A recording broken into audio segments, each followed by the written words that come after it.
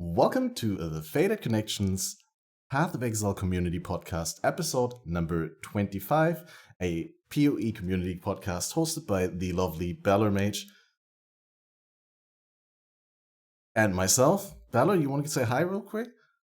Hi. Awesome.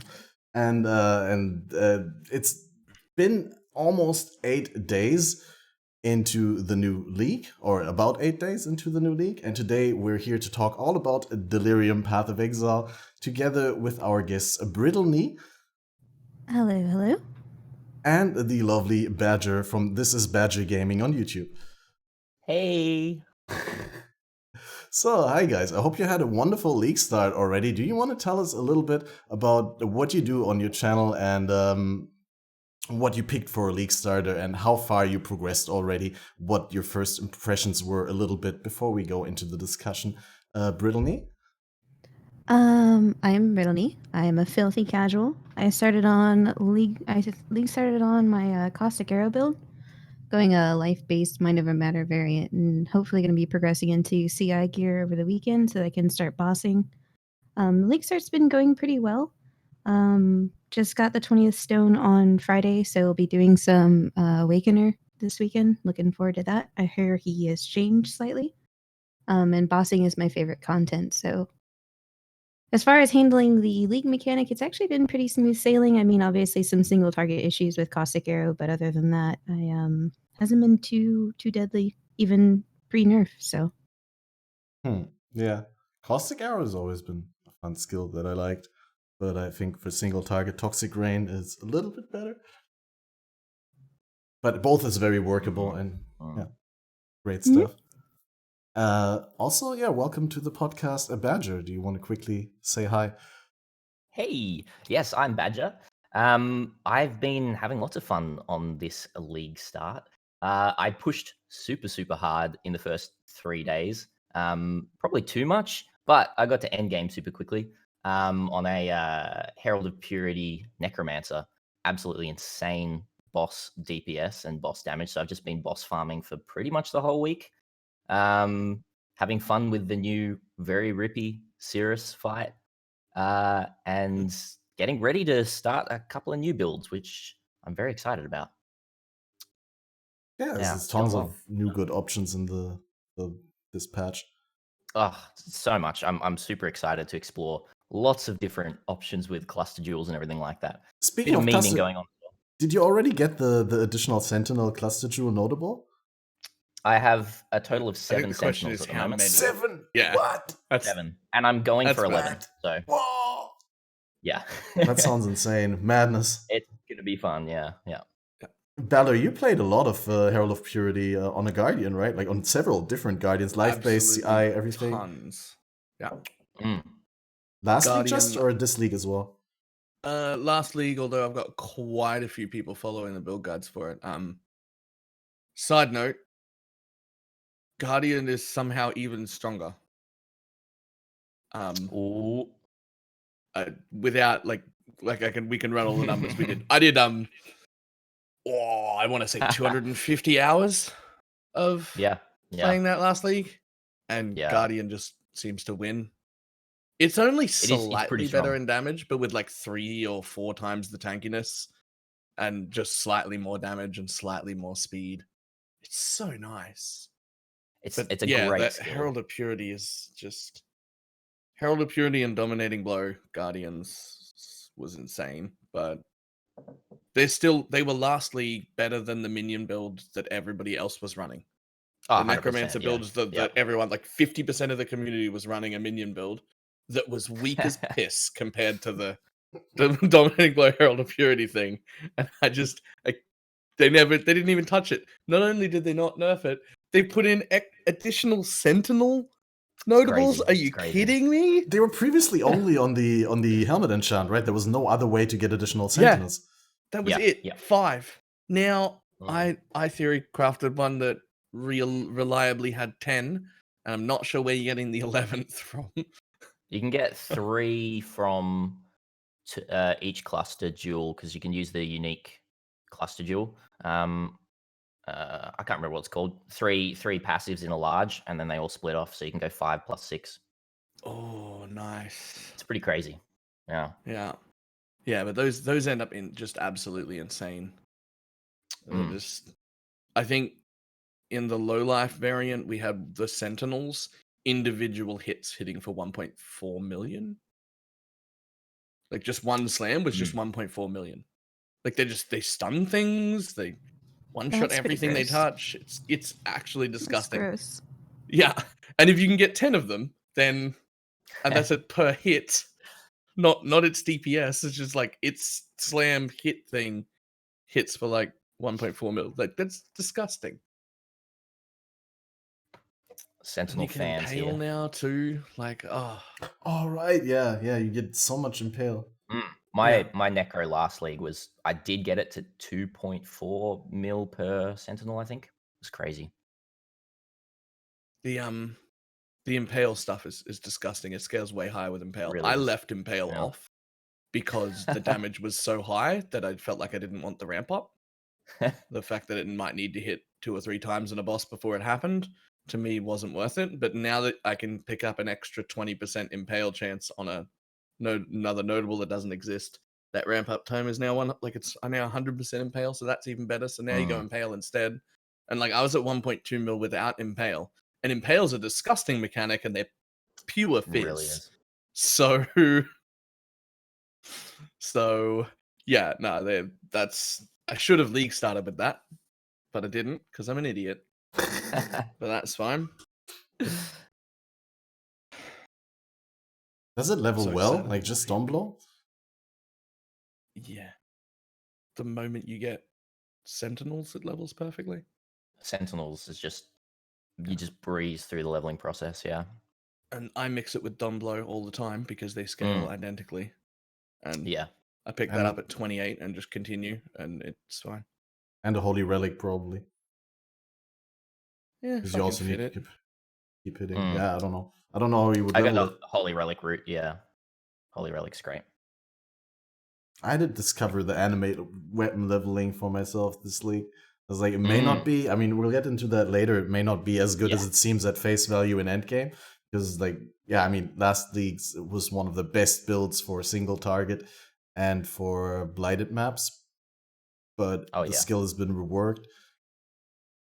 It is now very accessible, though. You can play it on all content. And the great thing is it's good basically from when you get it. That's what people told me. I personally tried to level with it when you get it, I think, after Mudflat's quest.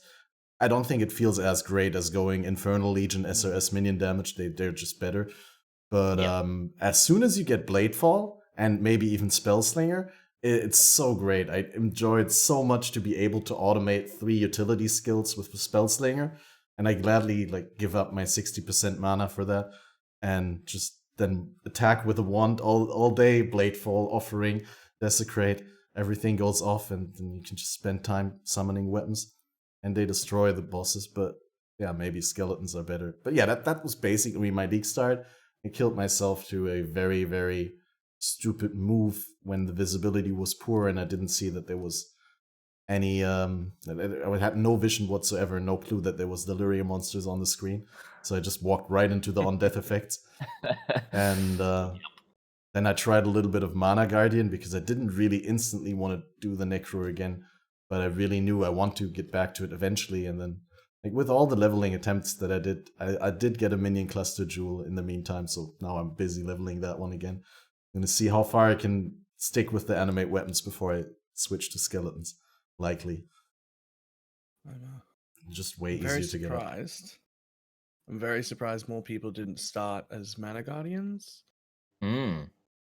Considering how massively buffed they got.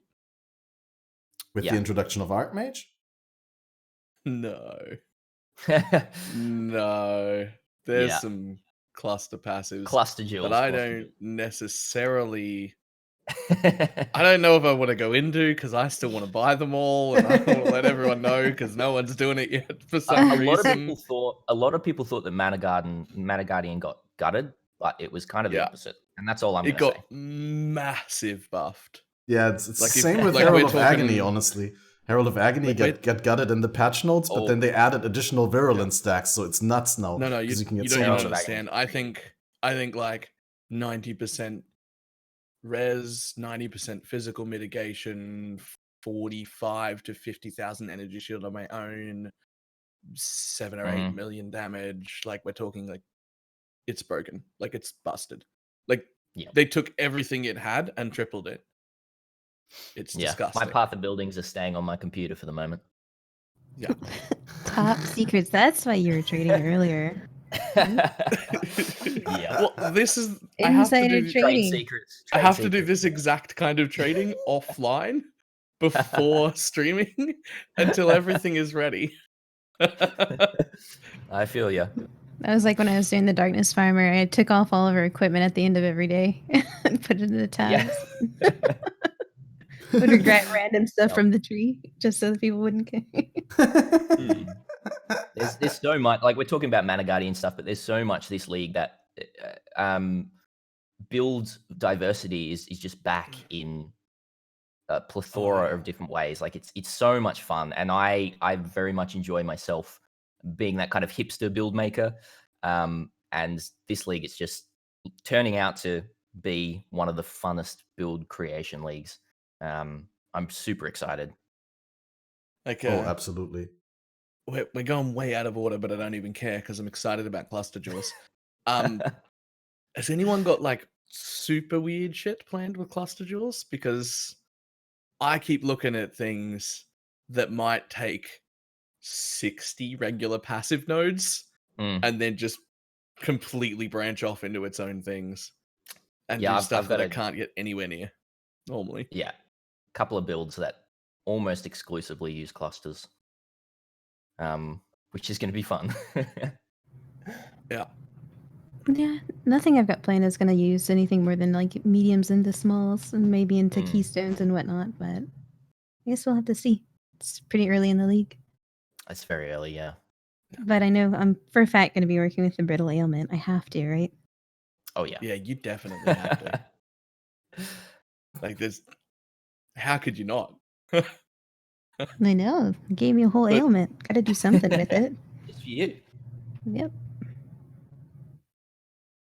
Some of it is moving your headspace and like build making away from these ascendancies are good for these sort of trees.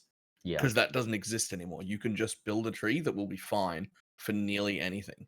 So you can suddenly be a Slayer spellcaster and get all the damage nodes you could possibly need. Because you can just make them if they don't exist on the tree. So you can just build anything anywhere now, and that's interesting. Yeah, Yeah, absolutely. definitely. Interesting.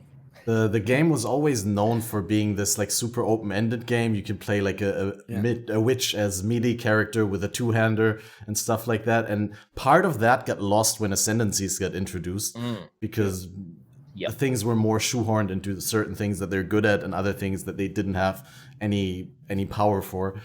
And now you can offset a little bit of that with just customizing your tree completely, because any of the cluster jewels you can put into any of the 6 outer jewel sockets.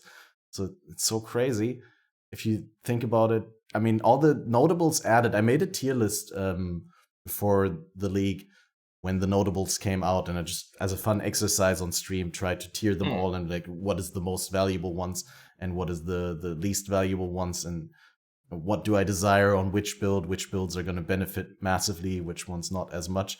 And even the things that are really, really bad on my tier list are still sort of desirable if you put them onto the opposite side of the tree where there's nothing like that available. If you put spell damage in the bottom side, I mean, I don't know why you would want to be on the bottom side, but you could do some weird like Fizz cold conversion kind of spellcaster raider or something like that that goes down there and does iron reflexes shenanigans, right? And then you can actually put yourself spell clusters down there. It's so neat.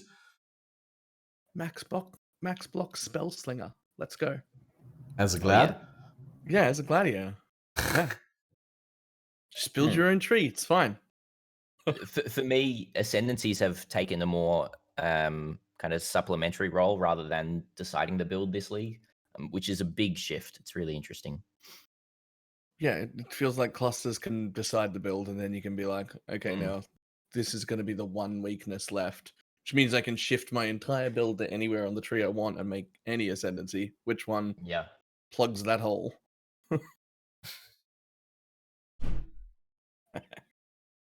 That's really good. So I've Yeah. got the perfect segment to get us back on track, and that's from the cluster jewels. When did you guys find your first cluster jewel? Engaging with the Delirium early on. I don't remember. I think I was in early mapping. It was early Yeah. mapping for me. Yeah, it I got wasn't- I got a large one first because those are, I think, more common. It was before Kataba 5. I'm pretty sure. I avoided most of the Delirium content leveling because I just wanted to level as quick as possible. So yeah, I think it was early maps. I got my first large as well. I think it was. For me, it was Sarn Ramparts. Like I Wow. think, I mean, I might have gotten one in Foothills, but like really when I noticed that I can farm Sarn Ramparts, because I didn't want to farm Blood Aqueducts. Blood Aqueducts felt like a very narrow zone and you couldn't really maneuver to either side. And with the visibility, sometimes you don't see things early enough. I just was like, nah, that's too Monka-esque. I don't want to risk my character dying to me being stupid. Because that's also the... Usually when I get there in my League Start stream, that's also the point where I get tired for the first time a little bit. Because, you know, after the initial rush, and actually I died on my first character in Act 3, so it took me a little bit longer to get there this time. And yeah, just went back to San Ramparts to farm that out because it felt like with Delirium on top, it was still decent experience, even though it was a couple level lower than Blood Aqueducts. I think 6th level, right? 6 or 5. I think San Ramparts is 55, Blood Aqueducts 61 or something like that. But I got so many cluster jewels there. Like I just farmed that all the time for cluster jewels, and it's my go-to cluster jewel farming zone since I learned that the notables don't have like a item level requirement. So if you're just chasing one cluster jewel with a specific kind of what do you call it? Enchant? It's enchant, right? It's not implicit. Yeah, enchants, yeah. And then I just spammed San Ramparts and I got my minion jewel relatively soon. At least this time, I think. First minion jewel took me ages. Because I started summoner. I got everything else. I got elemental damage, lightning, fire, cold, spell damage, attack damage, everything, but not minion damage. Took so long. You need item level 75 plus For minion for damage? certain things? Or was it just for 2 jewel sockets? For the small added value, yeah. For 2 jewel sockets as well, yeah. But if you just want one jewel socket... 75 is 2 jewel sockets, and above 84 is the highest tier of supplementary small passive stuff. Exactly. Right. Right. Okay. For some reason, I thought they would. I never really looked into it. I just assumed that some of the better notables would be hidden behind item levels. Yeah, I assumed as well, and then I thought so too, but on the data mining webpage, there's no notables mentioned at all, so they would have some value attached to them. Yeah, it's all level 1 requirements for everything. So yeah, 2 sockets are, like pointed out in chat right now, 2 sockets are a single suffix, so it's like a higher tier version of 1 socket, so it is higher value, absolutely. Really but I'm talking about League Start. You just really early on want the cluster jewel, because at that point you're kind of running out of efficient things to grab on the tree, and if you wanted more, then you'd have to path further. And I just really wanted a cluster jewel at that point because they provided valuable stuff that I couldn't even get on the tree, like minion chance to impale, and obviously this one jewel that gives you invulnerable minions for 4 seconds after summoning them, where they cannot be damaged if they've been created recently. That one I was chasing. I haven't gotten that. It seems to be super rare, but yeah, all that stuff you can't get on the tree, so that's incredible power. Yeah.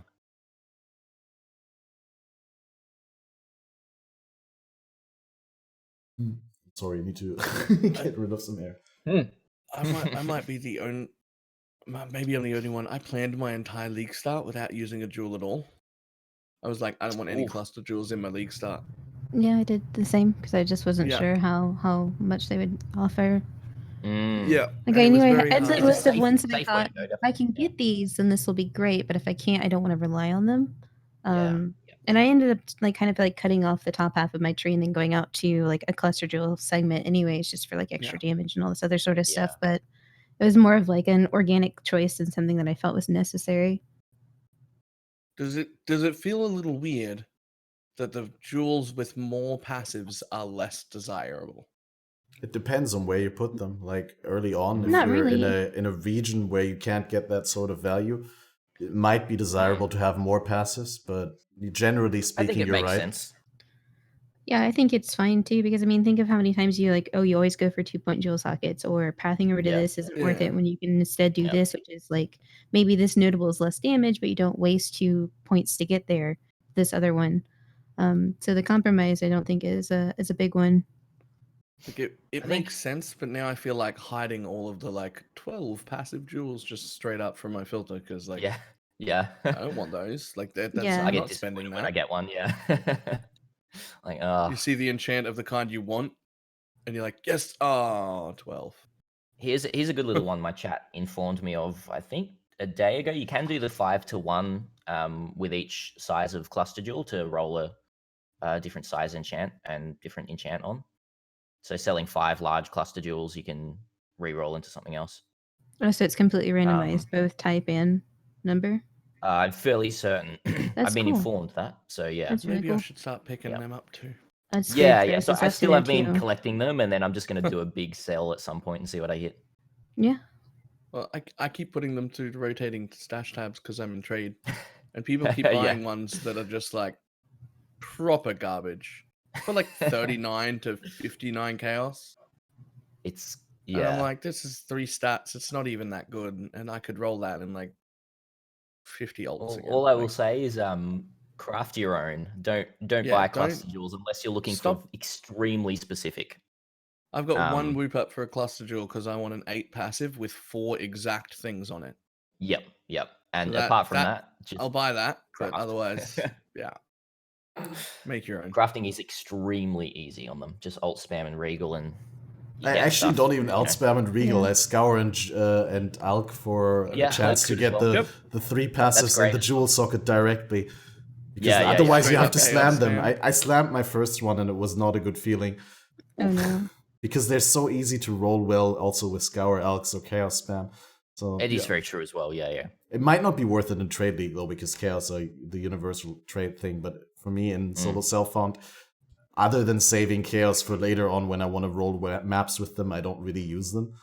Like, so. I'm really happy to see the sort of return to an approachable caching method too for a lot of people. Yeah. I think that's really good that even though the outcomes can be so varied, and it's definitely in most ways very RNG dependent as far as like what outcomes you get on the jewels, it's really nice that it's sort of harkened back to sort of the more appropriate crafting methods that were before, where it's not like, okay, well then I have to spam it with this and block with these fossils, and then I need to go double veil it because I can't do multi-mod or like whatever it is. And people constantly have these questions, but this is something that anybody can pick up and then use to enhance their own builds, and I think that is good. Yeah, if anyone in chat is wanting to start crafting, if you haven't done much of it, start with jewels. They're a really easy way to learn how to go about things. It's really good. Yeah, the only problem is learning 280 passives. I'm so happy that I'm so happy that now when you mouse over them, they show you the little tooltip. Oh, of it's what Oh they do. yeah, It's good. I would have It's so spent so helpful. long tabbing between. the quality of life is insane. Yeah, You like basically having to say look both your that alt up. and tab button. That's it. Yeah, like having to look that up on a website and constantly alt tab in and out while making jewels is exactly what I would have expected. But it didn't totally. happen, I was and we expecting got that. we Yeah. got it in game, and it's so fantastic, and I'm so amazing. happy. It's so Yeah. good. Yeah. Yeah, They absolutely. learned from the blight oil debacle. Yeah, this is so Yeah, good. Yeah. They learned from a lot of things, like also from the Legion jewels, because the way that they implemented the cluster jewels as like normal items without the obscure text and the seed, but actually just the text telling us the notables and giving us a list of the notables beforehand. The local identity team that's doing the Path of Building fork was able to implement them within a couple of days, and you can just literally, like any other item in the game, just Control C, Control V your cluster jewels into Path of Building, socket them. It works like a charm. It is so good. The only thing that doesn't transfer into Path of Building is which points you picked on the cluster jewels, because I don't know whether that info is. Apparently they can't. Yeah, because we have the sort of enabling properties of like something to the power scale of a Legion Jewel, but then it's approachable now. Very, which very was much so. the big mistake of Legion Jewels. I don't dislike them, but I also have probably had every single one of them except for the ones that we used for agnostic just sitting in a tab, and I've never probably evaluated them or sold them or anything. They're just Yeah.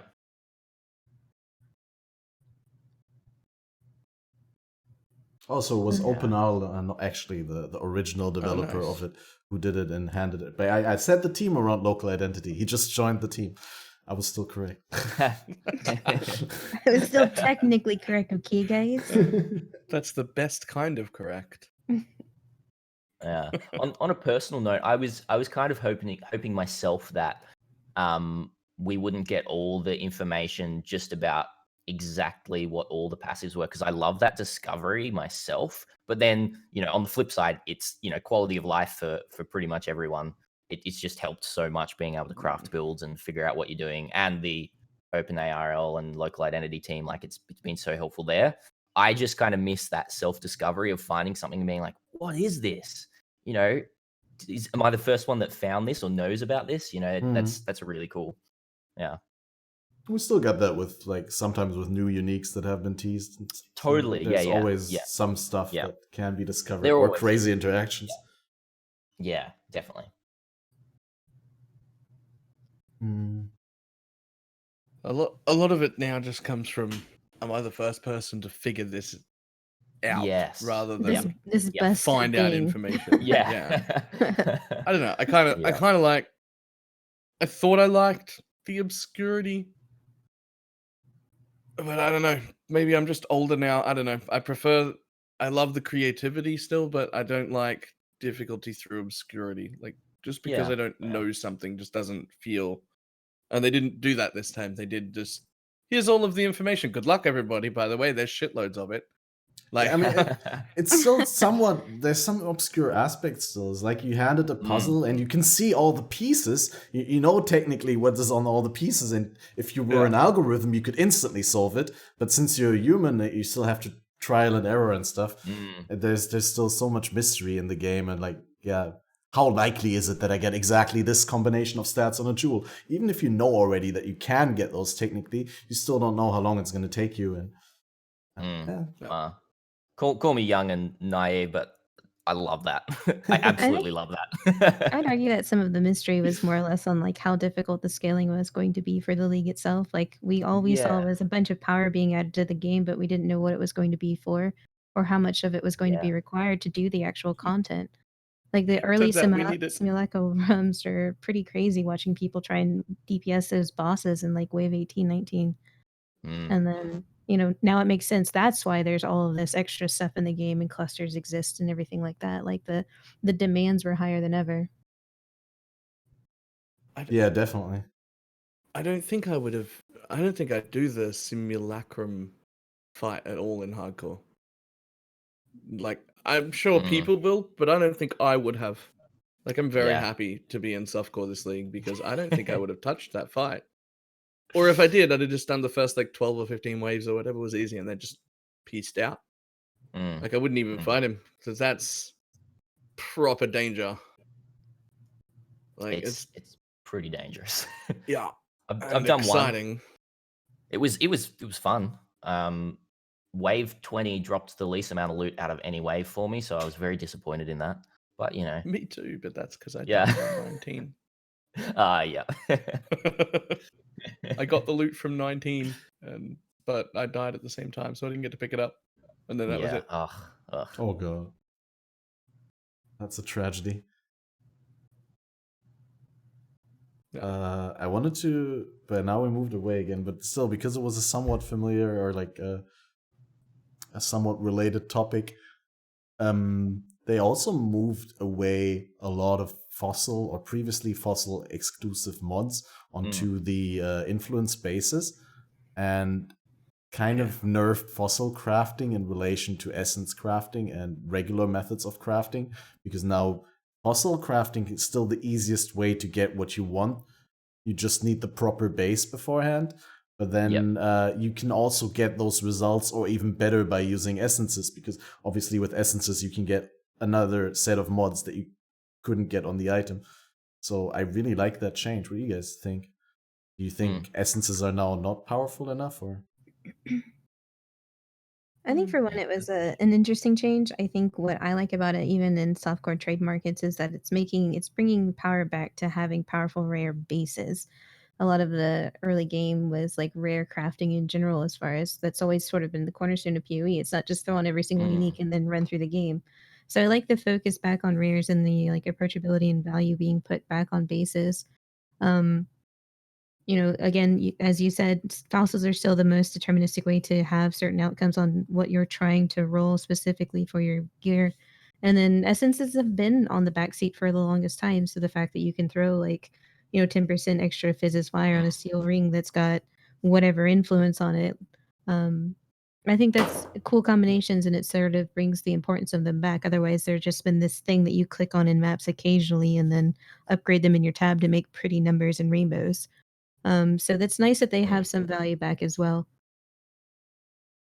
Yeah. It's It's the first time I've started thinking about essences. I've left essences on in my filter every league for like the past ages. And what happens is that I've just got many tabs of rainbows in standard that I've never touched, used, or sold because they haven't been worth anything. And it's just tab after tab after tab after tab. And now I might end up using them. So that's now I'm looking at still picking up high essences and being like, I could probably spam some of these on a good base. And the only thing that I might don't hit really something good. The only thing I don't really like about the changes, though, is it's sort of unfair towards SSF, because there's going to be times where, depending on their ability to farm the Conquerors or to farm Sirus or to farm some of these other contents, they might very well have to make the decision process of, okay, I farmed up this 86 normal base and I have this Hunter orb. I'm gonna have to slam it just to make a base so that I can then craft on, and that feels bad, to even have the luck in SSF. It's not like you can just stop off and go get whatever you need. So it sort of lengthens their ability to sort of acquire these higher power items earlier. And I don't know. I feel bad. I see that as a good thing. It's like you don't get your final gear right away, but you have to make compromises on the way there. You have to do other things. And I think that's also the general direction that GGG wants to take the game. I mean, they've always complained about people just leveling with leveling gear all the way into maps and then changing their gear into the final set and being done with the building of the character, basically. They want it to be more like a continuous struggle, and you get like every little upgrade that you can get. Yeah, you for sure. Want. I think things have just changed. I'm not sure in terms of crafting whether it's better or worse. I have still done a bit of fossil crafting this league, and it does feel pretty strong, but you do need those bases. The thing that's really interesting is some combinations are now impossible to land that you could get last league, but then also some combinations have been created this league, which I won't say too much about because I'm planning on having fun with that. Trade secrets. More trade secrets. Carefully avoiding the word abuse. It's almost certainly essences. There's some stuff with essences, yes. Yeah. Oh, they just. The only thing that bothers me about the whole fossil thing moving is the mods that we lost, specifically ones that I wanted to use, like curse on hit ones and stuff, just being able to craft curse on hit. And I don't think you can do that anymore. Like you could just. Yeah. I'm not a fan of losing mod combinations that help my build. And there's a few of those that got lost. And those feel bad, but overall the whole system is way better in my opinion. How do you feel about your leveling gloves being gone, Balor? I don't care. That's I already did 70 times as much damage as I needed to while leveling alts anyway. I think it's great. Like, I mean, yeah, you're probably right. With the right items, you still obliterate the Yeah. content early on. But the gloves were really insane power level for the first 2 acts. It was so good. Yeah. Oh yeah. Oh yeah. Global flat damages. But, speaking about Delirium again, we got the patch 3.10.0 yesterday, and a lot of the content has been made not as bursty, like has been nerfed, the Delirium monsters, and also I think the damage bonus that regular map monsters get when you get further into the fog. And they also added more rewards. Every third reward, now you get an additional reward symbol, and it stacks up way higher than before. I feel, at least my Sarn Ramparts farming on the new anime weapon felt very, very buffed. What do you guys think? Do you think the risk reward ratio was good before and afterwards? Like, do you think the nerf was justified? I guess that's kind of a loaded question. That's a long. You can talk for half an hour. What do you I think, probably Badger? could. Yeah. I think we've hit both sides of the stick at the moment in terms of too difficult and too rewarding. I don't think we've hit the sweet spot. It feels. It is just personally as well. I was kind of enjoying learning the challenge before the patch, and now it seems pretty trivial, especially because I invested a lot in my build for that tankiness and for those delirium encounters, and now it's just kind of a cakewalk, and I'm a little disappointed in that. But I do know that my build is very strong. So, What do you think, Brittle? I think as far as like the risk reward ratio, I think one of the biggest problems is that we've never really recovered from Delve and Betrayal and Legion, which were just like these really immensely rewarding, like at an unprecedented scale leagues where most people kind of grew accustomed to having those really quick, low investment moneymakers, whether it was the shallow Delve farmer, the bridge farming, et cetera, et cetera. And of course, like, it's a loot based game, so people like having currency, and that's like, yay, money. But I feel like in its original state, it was like an attempt to sort of like recontrol the curve, because we've had these really like profitable leagues, and I feel like they're trying to take a step back from that by like providing rewards in relation to time and investment, where you'd be able to sort of like hit a sweet spot later on in the like gear progression cycle than like tier 2 glacial farming. So I was kind of personally okay with this. I felt like it was made me more compelled than ever to like invest in my build and find ways to push the damage and survivability so I could like make better use of it.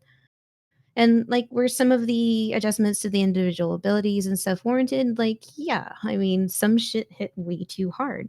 And improving like the core. We've seen the improvements to the game like that over time, like the red wall from the Val Legion mob. Like I think that's another big example of like the what the moment in the middle of all of it. But as far as the patches are concerned, man, this is I've kind of had like I've had people actually get angry at me in chat. But I was pleased with most of the minor adjustments in the 3.10.0D, I think it was patch, the one that was like 4 days ago. Except for the reduced difficulty of delirium mods at each misstep. That one made me really sad.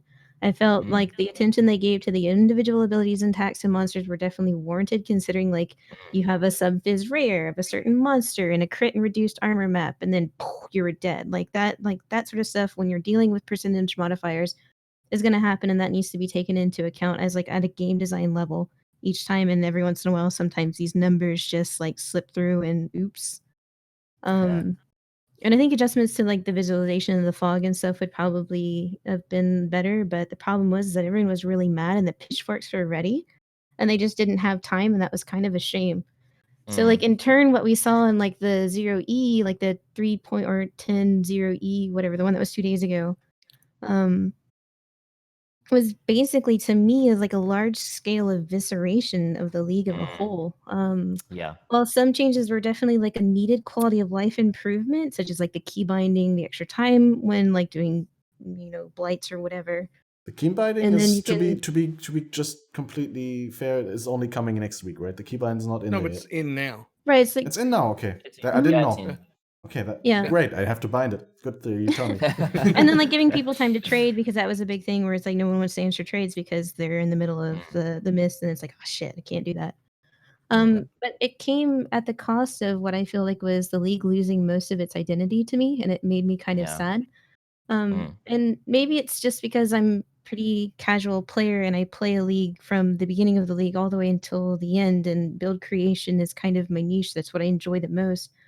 Losing that difficulty scale from this content has removed a lot of what made me really excited about the league early on. Like taking a character and being able to push it from early mapping to like solving the survivability problems and the damage problems, and how do I get more single target, and can I work this into my build, and all of the problems that you were going to be presented in the content through its entire life. It wasn't just like get enough block and then facing Sirus or do like this. It was more, I don't know, there were compounding problems to solve rather than just like one or two for certain bosses or certain mechanics like Delve. So I miss it, and I'm sad it's gone. I think that level of difficulty you're after still exists. I don't think anyone, including proper groups, can do fully juiced 100% delirious tier 16 maps right now. Like even they're like pretty insane. They are pretty even insane. like full on like proper support and carry and headhunter groups can't get through those maps right now. Like to I get was into that content is going to need some serious min maxing, and then you can still do tier 17, 18 and 19 stuff. So I think that difficulty stuff just got pushed back. But that being said, I also felt like the patch 4 days ago or something that nailed it, and all yep. the rewards are now insane. The rewards were Yes. already great before. Yep. People didn't notice how great the rewards were because they were only focused on the actual like symbol filling up and not accounting for the fact that you had Quantity league? 950 extra mobs in Yeah. half of a map. It's I- already and a so- quantity league, and then Yeah. everyone's getting upset by like 2 scarabs, since like you don't, over time you're going to be Yeah. making more money regardless.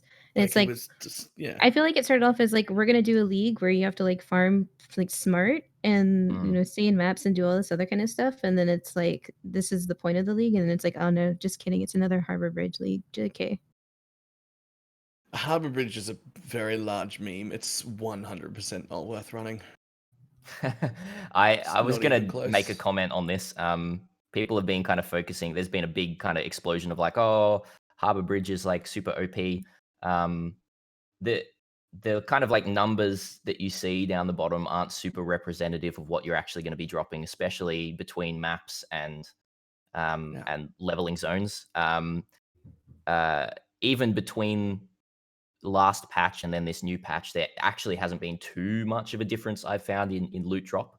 It's just been kind of more display that's kind of showing that you're dropping more. There's been a little increase, there definitely has, but it hasn't been as big as what people are thinking. Those numbers don't mean everything. And for me, I mean, I enjoy Magic Find, so I'm happy for the quantity league regardless. I'm happy with the map favorite system and everything like that. Like burials are back on the menu. I'm excited. Oh, it's good. Yeah, they're all really good, but like number one for anybody who's listening, if you've been Harbor Bridge farming, stop, go back to maps. Yeah. It's actually a I waste of your second that. time. I second that. You are. You are. You were legitimately just wasting your time. Unless for what you're appears to playing be good hardcore rewards. or you need gear and to be able to survive and that sort of thing, it's still viable. Yeah. But if you can survive in And I maps, you're mean, going to get more in maps. There's an argument to stop there instead of Blood Aqueducts if you're like slightly behind in levels and you're like, oh, I need to spend half an hour just catching up because I screamed through too much. Sure, you can stop there for half an hour, and that is going to be more rewarding than some other random leveling zone. but it I'd is say that. 100% not worth it compared I to mean, maps. the main argument I would say would just be sextants alone. I mean, just adding more is just so powerful at this time with a quantity league like this. Even if it's a tier 1 map, like a tier 1 beach, if you can throw sextants on that bad boy and then have everything else, it's you're gonna get a lot more out of it.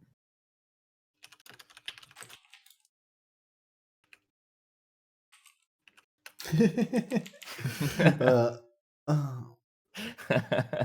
well, what do I want to say? I think you guys already mentioned so many valuable points and basically already expressed what I feel about the league in such so much better words. But I think one aspect I want to add is that I really, and I have to say that every league recently, and I feel a bit bad about that. I really don't like the fact that they are ready to basically undermine their entire league concept within the first week of release based on player feedback on what seems to be mostly Reddit, but I don't know what other sources they take into account. I mean, obviously there's discussions on podcasts, and they probably also watch the big streamers play through the new content and try to get some first-hand impressions there. But I just for once would want to play a league with like maybe minimum quality of life adjustments that and then no real adjustments. I mean, if it's really bad, they can change it, and I don't know. It's hard to say because we had that problem with synthesis where stuff was broken for like a while and a lot of players left early on. I wouldn't want Fixing that bugs to and stuff is fine. But like I said, like the 4 days ago patch, the first one, that hit really well. Yeah, and also I like was the happy most with recent that. patch, it would have been fine to either nerf the monsters and give the same rewards, or to even give more rewards and keep them as powerful as they were. But like it feels like doing too many things at once. And I really was looking forward to the league because it has this oppressive theme of dark, like almost like Darkness and Delve was marketed at first, scary fog, scary monsters out of the Delirium, and they look scary, they do scary attacks, the animations look great, and everything has this feeling. But the fact that it's now so much easier than it was on release kind of undermines the concept of a league that I should be afraid of.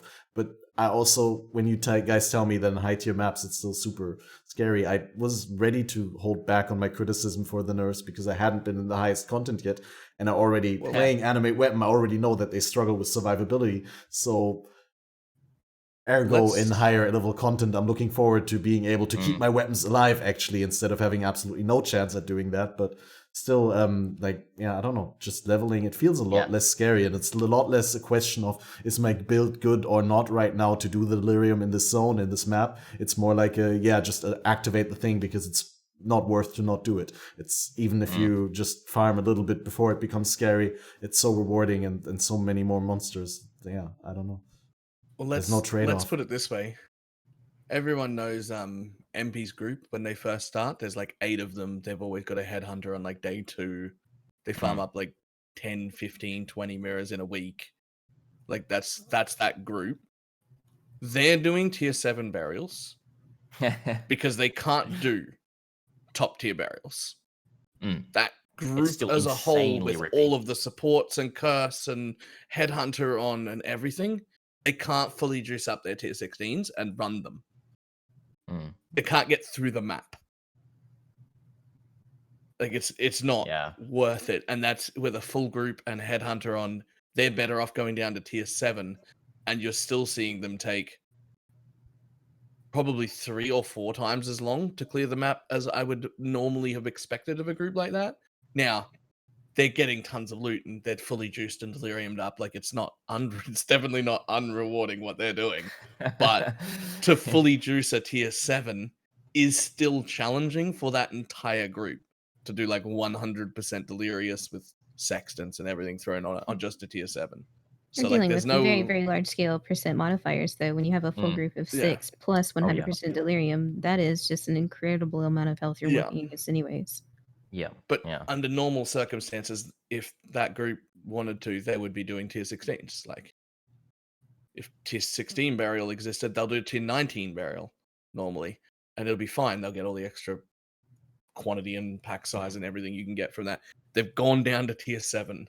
So that's an indication of how hard it is still when you really stack it up and like put 5 orbs on your map and make stuff dangerous. Like that difficulty is still there. It's just that instead of it It's being every exponential single rather map, than linear now. it's Yeah. more like They're it's just compounding not towards the shoved down your end. throat, right? Like it's not, if you don't want it to be hard and you run just a regular map or just a regular 1 orb on your map, most people are going to be comfortable doing that now. Whereas they might not have been before. Mm. Whereas now, if you want the difficult content, which is more rewarding and worth your time, but it is way harder, you have to go a little bit out of your way to it. You have to juice up your maps. You have to put more Delirium in it.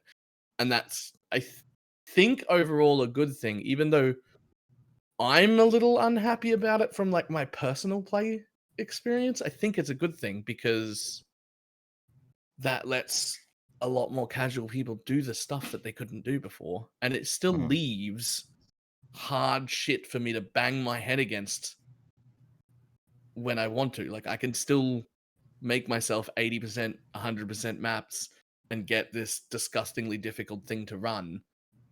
It just, not everyone has to do that.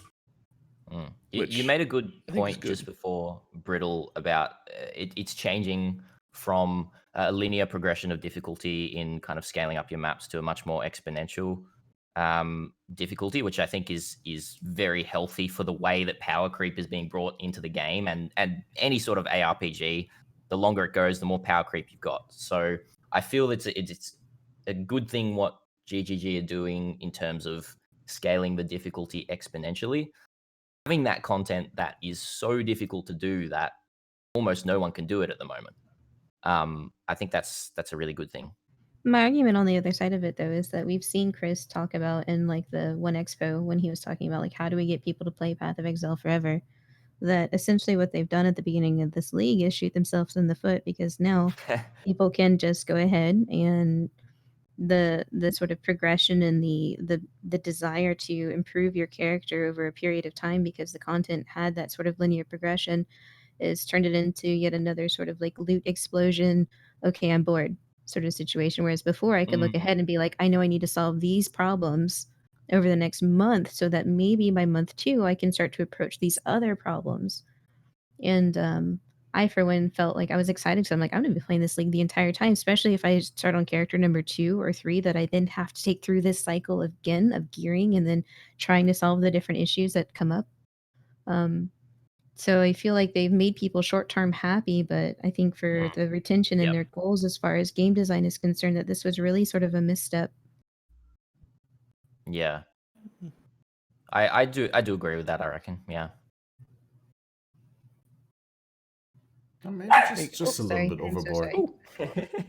But I do see I- Balor's point of the highest content still being super challenging, and I'm sure that I'll have problems when I get there in Hard Crystal cell phone. My argument again on that other side too, though, is going to be like deep delving is super challenging, and what's the percentage of people that do the super deep delving? Like, because it has that same sort of like exponential like difficulty where things will just kill you no matter what, and then you have to sort of like build all this power, except for the fact that it's not like this nice little linear track that you can hide around corners from monsters from, and like Delve has all these sorts of strategies for it. Or like mapping, it's a completely different environment. Yeah, no, totally. It'd be interesting to see whether similar, and I know it's a very different environment, but whether similar techniques start to happen in the crazy high tier maps where your builds just literally can't survive. So why not go for full DPS, 0 health builds and see how far you can push the maps? Yeah. That's going to be interesting to see if anything like that evolves. That's what I was Proper waiting to see Pega tier too. 19s. Okay. I honestly think it will evolve this league. Yeah, which is a little bit annoying to see. I don't like that type of gameplay. I want my builds to be beefy and tanky. I want to stop everything in my path. Well-rounded is the key word that I prefer. Yes, well-rounded. Yeah. Yeah, I also don't really like that 0 health, 1 hit kills you thing. Yeah. But you know, like, and that's the thing that I always want to preface, or not preface, but say after all of these kind of comments that I'm making is everyone has a different approach to this game. I have the approach of wanting to, you know, try and defend against everything, and other people just like that full DPS stuff, and that's totally valid. But I don't think that should be the only way to complete certain content. Agreed. We talked a lot about the tankiness and the damage of the monsters and the rewards, but we didn't talk a lot about the time mechanic itself. Did you see a problem with the fog propagating as fast as it did before, where it favored kind of high clear speed builds over builds that were pretty bad? It disincentivized people from engaging with other league mechanics under the influence of Delirium. And did you think that the way that they've changed things now in the most recent patch that solve those problems? I Ridley. think with like post patch, the timer makes more sense, especially since like initially it was really clumsy. I think all of their implementations of like timers in PoE, to my knowledge, have been sort of like self-limiting as far as like incursions, breaches, like the Legion obelisk, even like the synthesis memories themselves. They all were constrained to sort of given areas, right? Like you knew exactly the parameters and the amount of map would be covered, and you had your timer to approach that amount of content. And so this was like the first time that the timer, was like map wide or long, or however you want to describe it, aside from like breach zones, but even those were like different functionality. And then the timer eventually goes away, which this one it doesn't. But so now that they pause so that you can kind of like interact with other content and everything like that, I feel like was pretty a good change in general, because earlier on, like I didn't have the best clear. I was playing like it took me some time to get some gear together. And my solution early on was just to go buy the Essence Delirium orbs at a chaos apiece and then just go one Delirium. So then I had all the time in the world. Yeah. So that's I think what the I time did early changes are on. good. Yeah, I do too. I think it's a good idea. The time changes were very appropriate. I think they're in a pretty good spot at the moment. The one change I would like to see is if you reach the boss in a map before the timer runs out, then the Delirium stops. It's like stops progressing, so you have time It to doesn't fight the stop boss. 'Cause- basically before you finish Yeah. the boss. Yeah. Yes, yeah. So once you get to the boss, pause it, because the worst feeling at the moment is getting to the boss with Delirium on it, and you're like, "Yes, I got here." Halfway through the boss, 5, 4, 3, you know, 2, yeah, it's like, 1. come on, you know, like I spent all this time pushing to get to the boss, and then it's just going to run out, especially on multi-phase bosses, So which they maybe did change. Did they change a little bit? Actually, they were talking about it. I'm not sure if that implemented. I think Can't an remember. approach sort of like to how they've done for the breach zones would be good. Whereas like, all right, you have a timer that means that you have to clear at a certain speed, but like once you set that one threshold, the timer goes away and you're going to get the portal to the boss room no matter what.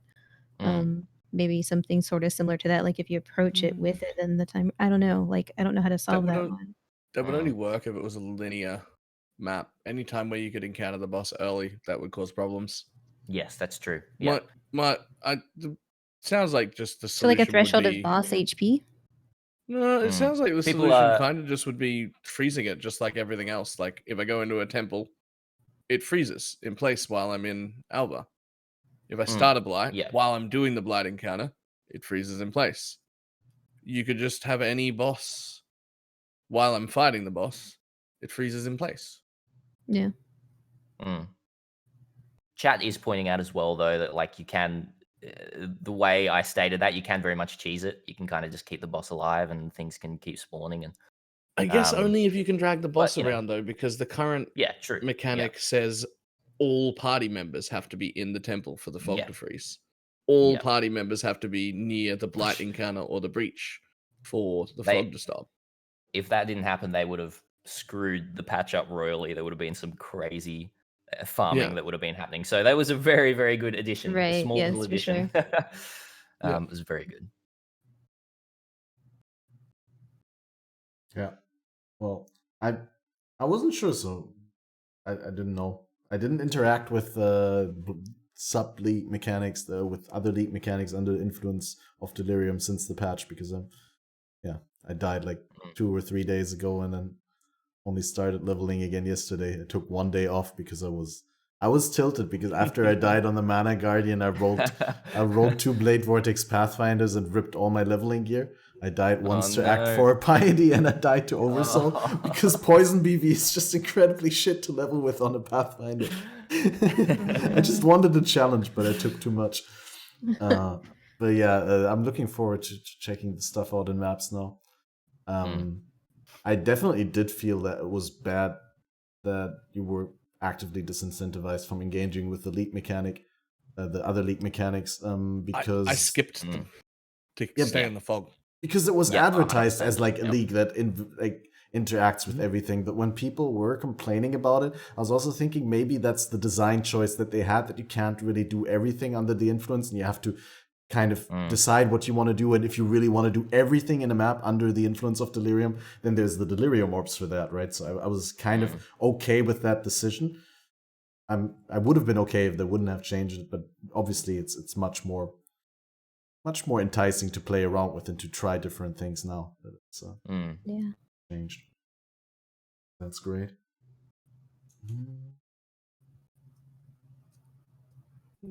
Yeah. Yeah, that pretty much covers all of my thoughts on the topic. Really, it's I liked the time changes very much.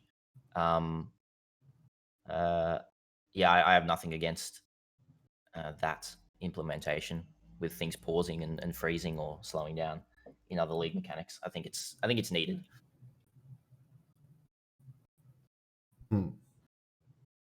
Yeah. Yeah. Well, I now do them and I didn't before. That's Yeah, all it comes exactly. down to. Yeah. I would skip Blight. I would skip Yes, Blight yeah. to stay in the thing. Yeah. Now I will not. Now I'll be like, ooh, Blight, click. Lovely, let's Yes. go. Yeah. So yeah. that was nailed. I'm happy with it. And it still does cost you because like they only freeze for a certain amount of time, like while it's Yeah. active, not during any of the setup time and not during the time you're going to loot afterwards. So you still have to like decide how much time you're going to have to spend there and whether you want to chase the fog more or stay here and loot. Like it's still a decision. You don't just get Yeah. to do everything. You've still got to spend all that time looting. But it's much better, and it's now a decision that I make instead of just being like, well, don't have time for that. See ya. That's great. Well, should we talk a little bit about the new skills? I think we get like what was it, 4 new skills and 3 new support gems, and there's some very crazy interactions in there, such as the Lingering Blades edition, which is a mechanic that is on the blade skills, Blade Fall and Ethereal Knives. And you can now, with the new skill Blade Blast, detonate those blades, and you can also detonate the Blade Vortex stacks. So that opens up some new playstyles. And we also got this new amazing tool in our kit, which is called Spellslinger, which is basically like a poet's pen in a skill gem form, so to say. And you can turn anything into a reservation that procs abilities when you attack with a wand. And we also got some tools for the mana stacking archetype, which seem to be very powerful. Like, what do you guys want to talk about first? What is the best one? It's the most powerful addition in your eyes. Archmage. Yeah. I haven't played with Archmage myself, but it was an interesting choice to make it that powerful, is all I'll say. Yeah. I think it's really neat. We've it's sort really of cool. seen them like attempt to, at least a few times over the last couple, like I'd say over the last couple of years even, to try and change like the fundamentals of hand casting in rather dramatic ways, like as far as like getting rid of mana leech and some of these other sort of things, to change the way people think about itemization with spell builds. And certainly the numbers probably could be adjusted in subsequent patches from now. It's definitely like a new way to solve an old problem, and I think it's needed for like the spellcaster toolkit. I think too much of the old spell gearing was just like, oh, you just go EO into crit over and over and over again. And like now I feel like there's like a contender of like, now there's another decision that you can make. Are you gonna go this? Are you gonna go that? You're gonna go Archmage or crit or whatever. I think it's pretty cool. Yeah, it's it does open up again. It comes back to opening up more build diversity and going further in that path of just like extreme mana stacking, which I think is a really interesting idea. But it is a bit overtuned at the moment. Yes. Which is lots of fun. You can have fun with that, but when it gets to a point of being this overtuned, I think something needs to happen soon. I think like every mean- league has that thing that kind of gets like really blown out of the water and like out of Oh, yeah, proportion, and yeah. it like reigns king, and then it kind of like quietly gets adjusted later. Like in Yeah. Foot Spins, Volatile Dead, what was it? Zerfie's Heart, Indigon stuff was like the champion that one league. I mean, there's always been like that one thing that kind of just gets a little ridiculous every league. Yeah. That's certainly true, but yeah. How ridiculous does it have to be? I mean, This is super ridiculous. to be It's fair really though, crazy. It's so you don't fun. usually have the investment to go crit at the same time with Archmage. Not that you need it to Yeah. be incredibly powerful, but No, it for the maximum power you'd probably have to go crit, but it's kind of hard to justify the investment on the tree. You're probably not going to do that like before level I 95, 96. Your non-crit lightning damage is lucky is pretty appealing. That's true. That's Very, probably very appealing. probably better. But I've heard from some people that like the ultra top end is still combining the Archmage with crit, which seems It's logical probably to me. always But gonna be. it's such unreasonable investment compared to the non-crit variant. It seems too much of a split investment to me. I haven't played around with it too much myself. But I would go full non-crit and just invest into Archmage. And then the other thing, Archmage gives you a bunch of lightning damage. Do you think it's justifiable to put in a Herald of Ice so you can still freeze and shatter? I think I talked about that with Balor beforehand, like just a tiny little bit, like 2 minutes. But obviously, I think you'd have to give it up, but you can still fit in maybe some cold damage and still get freezes, chills, and shatters, and don't have to You don't give that up. need much cold damage. You don't need much.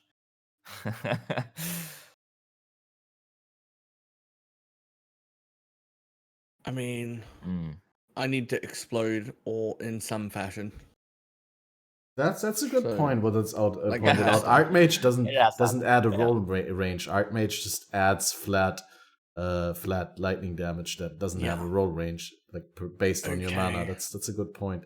You don't really need the lucky, but the lucky still applies to your other damage, the ones that you naturally roll. But I guess you don't have that much of that outside of the gym because you get so much flat from Archmage that literally any increase that you could be getting elsewhere is better than any flat that you could be getting on top of that.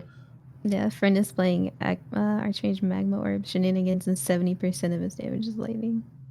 Yeah. It's crazy. 70% of the damage is lightning on a pure fire skill. It's disgusting. Yep. Easy. Has anyone played around with Stormbind? It's completely gone under the radar for me. Like I almost forgot that it was implemented. I just read from someone who did some testing that with minimum, I don't know whether he actually had AoE scaling on the tree or anything, but Stormbind is like this two-part channeling skill. So the first channeling skill puts the runes on the ground, and the second one lets them like kind of swell and charges them with energy. And apparently you can easily get like a 5x5 thing to blow up and have like 25 overlaps in one spot if you charge for long enough the second channeling skill. But I don't know whether you need additional AoE scaling on top of what the AoE gives per channeling. It's just one of those skills that just seemed like it was going to pull a lot of people that would try to work with it in too many different directions, and it was going to be really hard to kind of clearly find out what the best way to approach and itemize it was going to be. Like, because do you scale like the mana cost of the channel into it to then try and get more damage? Do you do AoE? Do you do flat crit, whatever? It's like it's one of those that it just seems like there's so many things that affect it that it kind of got diluted for other like sort of options that were more clear, especially in a league start scenario. Like I think people will play with Stormbind in like a week or two. I just don't think once it's gonna someone be figured out the optimum setup, like how Yeah. it's Yeah, done. It'll happen. There's going to be that one guy that puts the time in and then figures it out, and then the rest of us will play with it. I legit forgot it existed until it was mentioned today. Yeah. a lot- It's the it's sort same of with like- me. That's why I asked the question. I Yep. think Stormbind was kind of like the trailer for Blight. Or not Blight, but Metamorph, when people are like walking around picking up the organs and you're like, wait, no, that does not look fun. Yeah. I think when the video for Stormbind came out, when we were all watching the different stuff, it was just like, I don't know about that Yeah. one. I was like, visually that looks cool, but I'm not playing that skill. I feel it's You know like what I'd like? Mines, except with less damage and one extra step. Yeah. No thanks. Yeah. But maybe it's good now. I don't know. We'll see. Mm. Definitely curious. Have you guys also, has anyone played around with Arcane Cloak? Is that in any Archmage build, or do you not need it? Or is it lightning damage you get from Arcane Cloak insignificant comparison to Archmage at the highest tier of investment? Or I assume it's in every Archmage build. Yeah. because while I was leveling, I felt like Arcane Cloak gave me a massive boost. Mm. I wanted to put it with increased duration and second wind so I could use it as often as possible, have as much uptime. I was really happy with it being implemented because so much of the guard skills in general are sort of like oriented away from what I guess the traditional witch or shadow caster would have as far as their arsenal is concerned. I like the diversity of guarding skills being away from strength based. I'd like to in turn see like a dex based guard skill too, maybe in future patches. Like I think it's good. I think it's good for build diversity and the allowing people to kind of have more control over how they decide to minimize some of the damage they take. Yeah. Yeah. Guard skills are always like all of them are strength based until now, right? Yes. Yep, and pretty high strength Yeah. requirements. Even Sealskin Yeah. is like 150 strength or Yeah. something like that. It's Yeah. And like Yeah. Steel Skin's the fallback one of I've got nothing else, no Right. armor, no charges, Yeah. and no nothing. Mm-hmm. And you still to get a decent level of it need like 50 was something, I think. 150 strength or 51. something. Like it's Yeah. ridiculous. Yeah. Yeah. And that's really but hard to this, get, depending on if where I you had are in the tree. 150 strength, I'd probably have enough armor to not need this anymore. Like It depends. You could be aggro. maybe, but like it really Mm. it struck me as weird that all three was strength. So it's really nice to see an imp one, and now Yeah. Yeah. That was now my that you've point. I just- mentioned a dex one, I fucking want one. yeah, want a Yeah. dex I think one. Totally. It's a good comment. I'd be super hyped to see more guard skills, but in general, I like it when they introduce a certain family of whatever, even if it's not skills, even if it's just certain things. I don't know. I would be super hyped, for example, if they added new anoint exclusive notables. But I think all the combos are taken off all the oils. But Mm. Yeah, I wonder if there was like one of stuff those like that, baked in. expanding on past systems. I really like the idea. I mean, Like if they're I love like, all right, how many colors do we have to have this many notables? Is it 11, 12? Like they did the math. You're right. You're right. Just adding another high top tier oil, like a diamond oil or something like that, would be Extra gold. Yeah, imagine how many new Platinum. anointables could you get extra gold platinum. All No, you have to do is like just make Shaper it so Space the order oil. matters. Oh yeah, right. The order matters. Yeah, you yeah. could do that. As soon as the definitely, order yeah. matters, then we've got a bajillion more combinations. It's ridiculous. Oh man. Yeah, Shooting down extra gold before it could even happen. Yeah. Damn. I like extra gold better. Thank you. extra. Yeah. No, but I really like the prophecies that they added since prophecy, even though it could be that's a topic that often comes up on the podcast. It could be so much better. Prophecy could be so much more now. But I still like that they expanded on the past system, gave us those faded uniques, the new ones, and there's even some faded prophecies where there's no voice acting, right? Because they never did that. Yeah. So they already did that, so they could do more without voice acting now. But I just like when they expand on past systems. It's so fun. Oh. Sorry, can we touch on the voice acting of this league? Oh No, that's a no-go topic. It's phenomenal. Holy shit, it's so good. Yeah. Like even if the lines are a little bit on the nose at times, like his delivery is fucking perfect. It's so good. Also, man. am I the only one that half of the time when he speaks, I'm like, Yeah, that's a fair comment. Yeah. Yeah. Like It's he's just getting in my head. Sometimes he's nice, sometimes he just takes it all away. Who is he? it's You matter. Everyone Call around him you is Fog going Daddy. to die. Oh no, I'm sorry. it's very fun, and also playing into the whole thing that we as exiles are not great people, which is awesome. I love that. Just what's the other league that reminds me of that?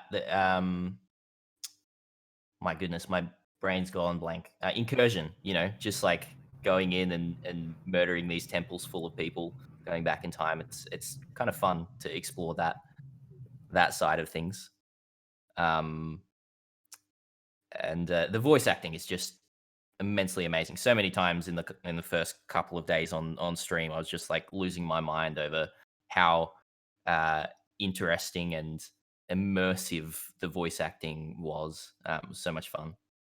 And the extra stuff through, like if you skip a lot of the encounters through the leveling process, it's, I would say, worth going back and trying to go through them, because a lot of them Yeah. expands upon the story lore as well, which is Yeah, really totally. cool, because in Act 6 through 10 we don't have character dialogue. That's not something that made it into the end of the game, so we don't even know what the characters think about it, but now we get to kind of like hear what he thinks about our character in it. So I don't know, it's a bridge to having that. Yeah. Some of those storylines were so good. People definitely need to do that, at least if you didn't do it on the first time. Oh yeah. Yeah. Next time yeah. you level an alt, intentionally run through the mirror. I think every single zone has a different line. I believe so, yes. It's kind of crazy. Yeah. I especially like his takes on the quotes that we already know, like the Einhard line, the "You're a captured amazing. stupid beast." It feels so weird to hear those. You're like, I know that, but it sounds more creepy, and yeah, My there's a favorite twist is on the it. Azaro line, with a little twist. Yeah. Which one is that? A weary traveler draws close to the end of its life. instead of Exactly right. Yeah, So right. good. That one was also giving me some chills. That Yeah, was and amazing. yeah, I wish there was more of a reason for me to have in-game music on, because I oftentimes just Oh, yeah. listen to other stuff. But it combines so well with the new music, the new theme. I think every time this dude Kamil Omanyanovsky steps up his composition and production game so much, like the What a amount of inspirations he draws from, and how he's able to continuously bring like similar elements back and combine them in a new way. But it sounds like a PoE soundtrack when I hear it, and I hear there's this, like, for example, the Belly of the Beast theme, that how he put that into the main title music now, and it's so good what he does.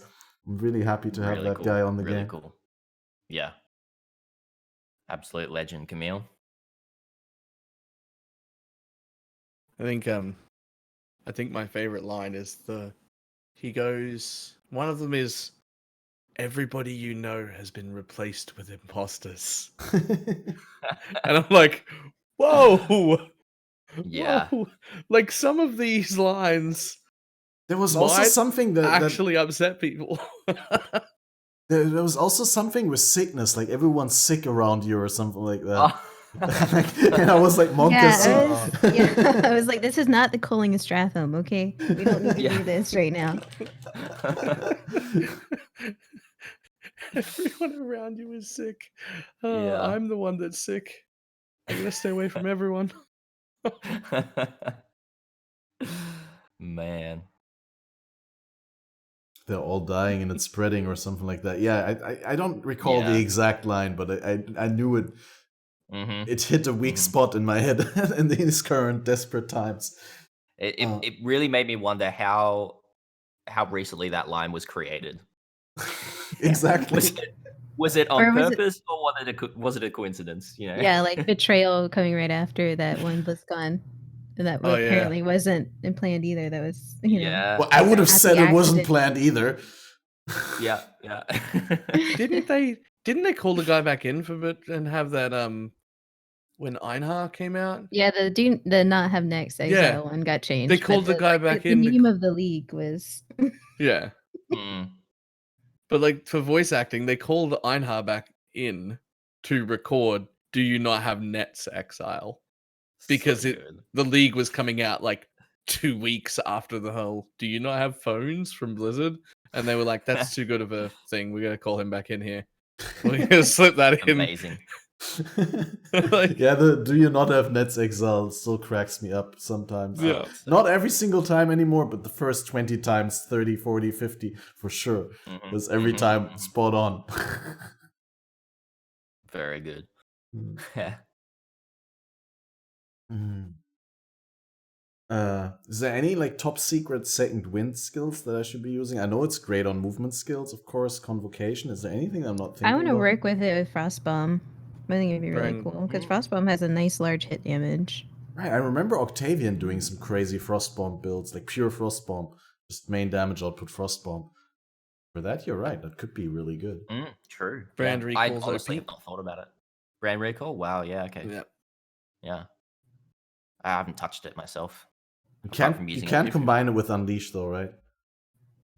Can you unleash Frostbomb anyway? Or can No. you unleash No. things without a cooldown? Yeah, I'm not sure. I don't think so. No, I've never It's seen it just that done. thing that debuffs for my other gold damage. I haven't actually worked with it. Okay, never mind. Yeah, I thought you wanted to do like a main. No, it's just something Frostbomb maybe build. like chuck it into PoE and fiddle around. Like the two Yeah. things I'm gonna do is I've got a plan for the snipe helmet, even with its obnoxious sound effects, and then gonna be working with the brittle ailment off of the keystone provided by the Snipe is my next build. That's gonna be fun. yeah. You just have to kind of turn proliferation? down your in-game in-game sounds. Yeah. Because you pull back on it once and it's like brrr, like the rest of the time. It doesn't ever turn off. It's just there Yeah. forever. Oh god. So, So I guess you bad? just It's pretty need to be interesting. a 747 cosplay build, then you're set. Hmm. Okay. But you guys think that the slight nerf to Flame Dash and the addition of Second Wind diversified the movement skill landscape enough? And I think it's now just a dash meta. I mean, it dash didn't is so diversify. good. It just changed. Yeah. Yeah, just changed exactly. better. I'm upset that I don't have enough decks for dash, so I have to use Flame Dash. Yeah. So that changed. All right. Yeah, that's dash is so good. Yeah, Dash is amazing. It's so responsive now too, and like having two of them, it's like almost you can almost consider it like along the lines of like a defensive layer, like an actual defensive layer. Like you've got armor, you've got this, and I've got dash. Like it is really good. I say all this, but I'm still using Flame Dash because I'm so socket starved. I don't have enough room for Second Wind. So I'm still on the Flame Dash topic. Yeah. It should be able to go in cast when damage takens too, right? Does it? Ooh. I don't know, Hmm. but I can think it cannot Maybe. support triggered skills, but I don't know for sure. I haven't tried yet. I just thought of that then, but I do Yeah. wonder. No, I'm pretty sure it can, but Yeah, just checking now. It cannot support triggered skills. Yeah. Oh, feels yeah. bad. Yeah. Damn it.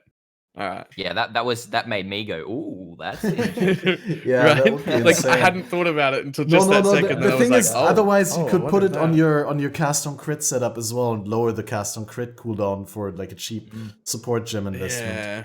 Yeah. Cheap, yeah. but I mean cooldown recovery on cast on crit is super valuable. So and since it goes Yeah. up to, I mean it's up to 24%. That's not insignificant. My mind was going, is Poet spend movement back with cast on crit, Second Wind movement skills? I was like getting excited, but well. How dare they think of things before we can break them? Yeah. Right? The nerve. And okay. What? Whatever my next build is has to use dash though. Yeah. So nice. Okay, you guys convinced me. I'm gonna try dash right after the podcast. I'm gonna plug it into my build. You should. It's nice. dash It around feels really Second good. Wind. It's worth it. Yeah. It's a little bit sad though when you flip your gym because the distance is dependent on spell level. So when I flipped my dim, I just had like the smallest dash ever, and it felt really bad. Just level Yeah, the it needs to second be one high in the B level. set, and then just or just get one that already has a little bit of quality on it, so that you can just like top it off with like 1 or 2 GCPs rather than having to do the full. Yeah, I'll just level a a backup one to flip the backup one, and then then I can Yeah. always Yeah. There you go. Yeah. keep my first one at the high level until the backup one is up there after flip with the full quality. Dash strats. Right, I'm just gonna go cough up a lung. I'll be back in just like 1 second. Okay. But No continue. problem. Continue. Pretend I'm still here. All right. Is there any cluster jewel aspects that you felt we didn't touch upon in our initial little off-topic route when we like shortcut to the cluster jewels and talked a little bit about them and then got back on track by talking about the Delirium that provides the cluster jewels? But is there anything that you think remains to be said? Is there anything that stands out to you? As a minion player, I didn't like that some of them were like one minion focused or like the big Specific? three focused. Yeah. I didn't 100%, like. I didn't appreciate that they were like that. Because Mm. I've been tooting the SRS form for about 2.5 years now. Mm. I'm one of the only On- people that still play it. But I on just the thought flip that side. Sorry, you go. no, I just thought that I think it would have been a little bit more diversifying because a lot of these sort of other minions kind of fall by the wayside by being like sort of neglected in the same manner. That like a global option for most of them would have been really nice. Yeah, I was just going to say on the flip side of that, I was annoyed about some specifics of like, skeletons and that sort of thing. I think there is, but I wanted to also see some golem stuff. Yeah, and there weaving. wasn't.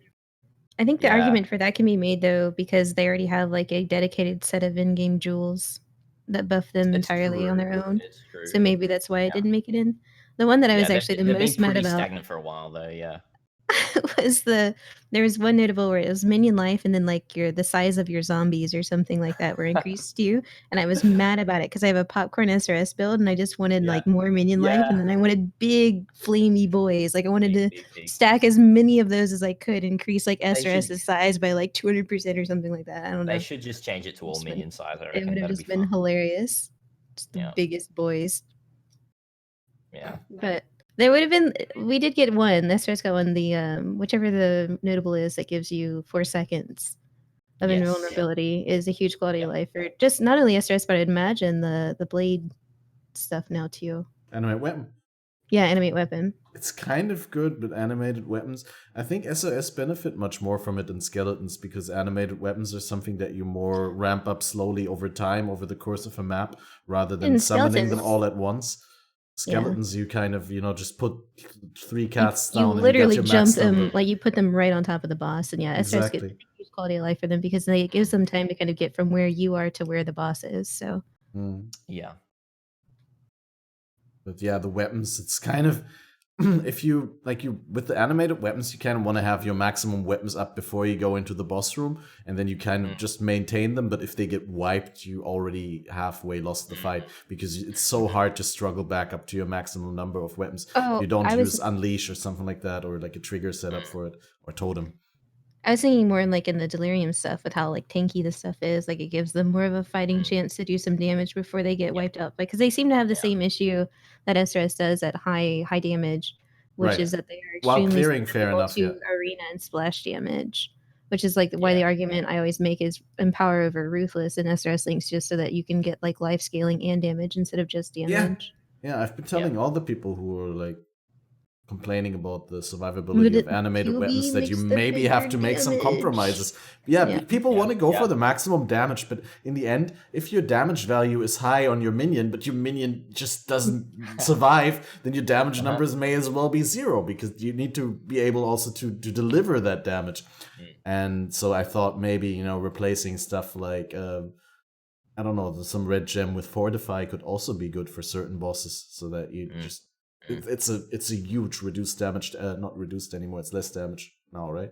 They changed it to less, but it's still huge on minions if they take 20% less damage from hits, and other than maybe from Veritania storms, because that's cold dot, right? That's cold damage over time. I think that's not hits, but I think there's a lot of choices where you'll have to probably trade off some damage for your minions for survivability, just so you can just deliver the damage to the boss, and in the end you'll kill the boss faster, just because you're not struggling as much with your minions dying all the time. Mm. Yeah, animate weapon. I leveled with animate weapon right up until I hit level 90 basically for like yellow maps and into red maps and everything like that, and it really just started to slow It right sucked. down in terms of everything. And Yeah. I was disappointed because physical gem spell tag, I was like, that's so exciting, cooldown points, but it just fell off, and I went back to Holy Relic. It's just feeling way better now. I re-rolled Nothing on, I summoned think it again. was day 3 of the league to get out of animate weapon because it can't handle mid-reds. I invested a decent amount into it and made it more powerful and more powerful and more powerful and kept investing, and I just couldn't do mid-reds. I And hope on that's day not 3, putting I you was off just like, Catmaster, because you're playing, aren't you? day You're 3 I playing just animate gave weapon. up. Yeah. Well, and I I mean- wasn't spell slinging it either, so I had an extra link. Yeah. And it still couldn't. Spellslinger, yeah, true. Spellslinger is a good quality of life for it. I put the Spellslinger on my utility skills. I mean, I guess as soon as you get a trigger wand or scepter, you can put it on there. Well, not on a scepter, then you can't Spellsling anymore, but if you got a trigger wand, then you can put your Bladefall, Offering, and Desecrate in there, and then use Spellslinger on the main one. But I feel like it's not necessary. Before the league, I was thinking, oh yeah, that's a setup I'm gonna try. Now that I actually played Animate Weapon, and I know at level 21 you get your weapon number 15, I don't think it's really necessary to automate it as much, because you can just manually achieve the maximum very easily. But then on the other hand, if they frequently die in boss fights, it may be nice to be able to resummon them with an automation setup like that. But then again, if you're already giving up one socket for Spellslinger and a huge reservation, maybe even better to just use Unleash and summon 4 at once. And that's the same loss in damage. And you don't have to reserve mana for Unleash. They last 40, 50, 60 seconds or something, like a really 100 long time. seconds with one duration cluster and the Necro stuff. Yeah, Yeah, they'll die more often than they expire. Yeah. I took Indomitable Army, and they still die more often than they expire. They don't run out. You were playing Guardian, right? No, Necro for that one. Necro as well, okay. Plus levels is OP. That's true. Oh, that's yeah. true. Absolutely. No, but I was thinking maybe Guardian would be better, because you could do a super defensive setups, maybe do a full elemental conversion with LE Equilibrium, run Elemental Army on the things. The problem with a full LE conversion would be that you'd have to deal with Triad Grip and 4 one-color gloves, no matter which element you decide for. You want to decide for a single element because of the exposure granted by Elemental Army. But yeah, Elemental Army at level 21 gives +3 max res, right? And then you could maybe run a triple purity, and I think large elemental hits are the biggest problem, or large elemental damages are the biggest problem for the minions. So maybe that would solve it, but I'm hesitant to try that, because obviously it takes a lot of time to get that stuff leveled. Right. Yeah.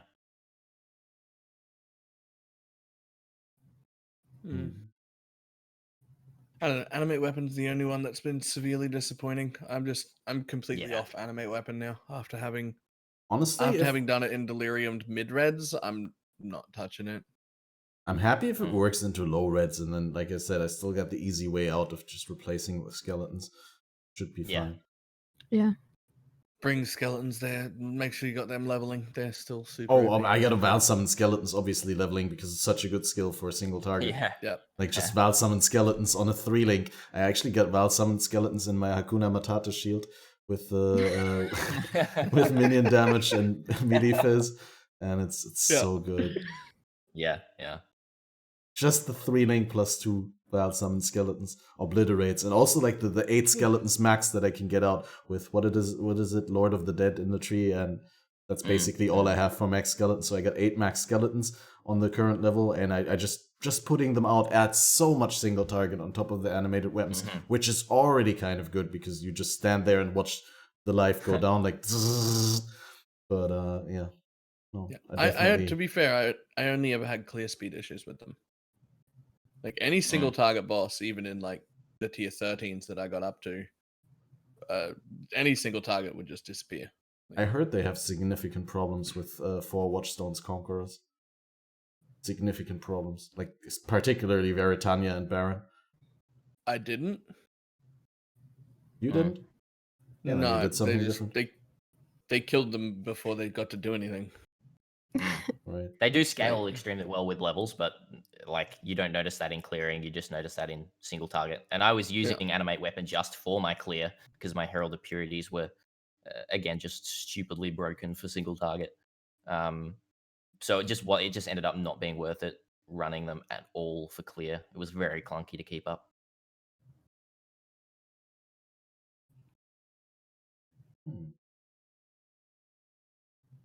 How do you guys feel about the Endgame now that it's been out for a while?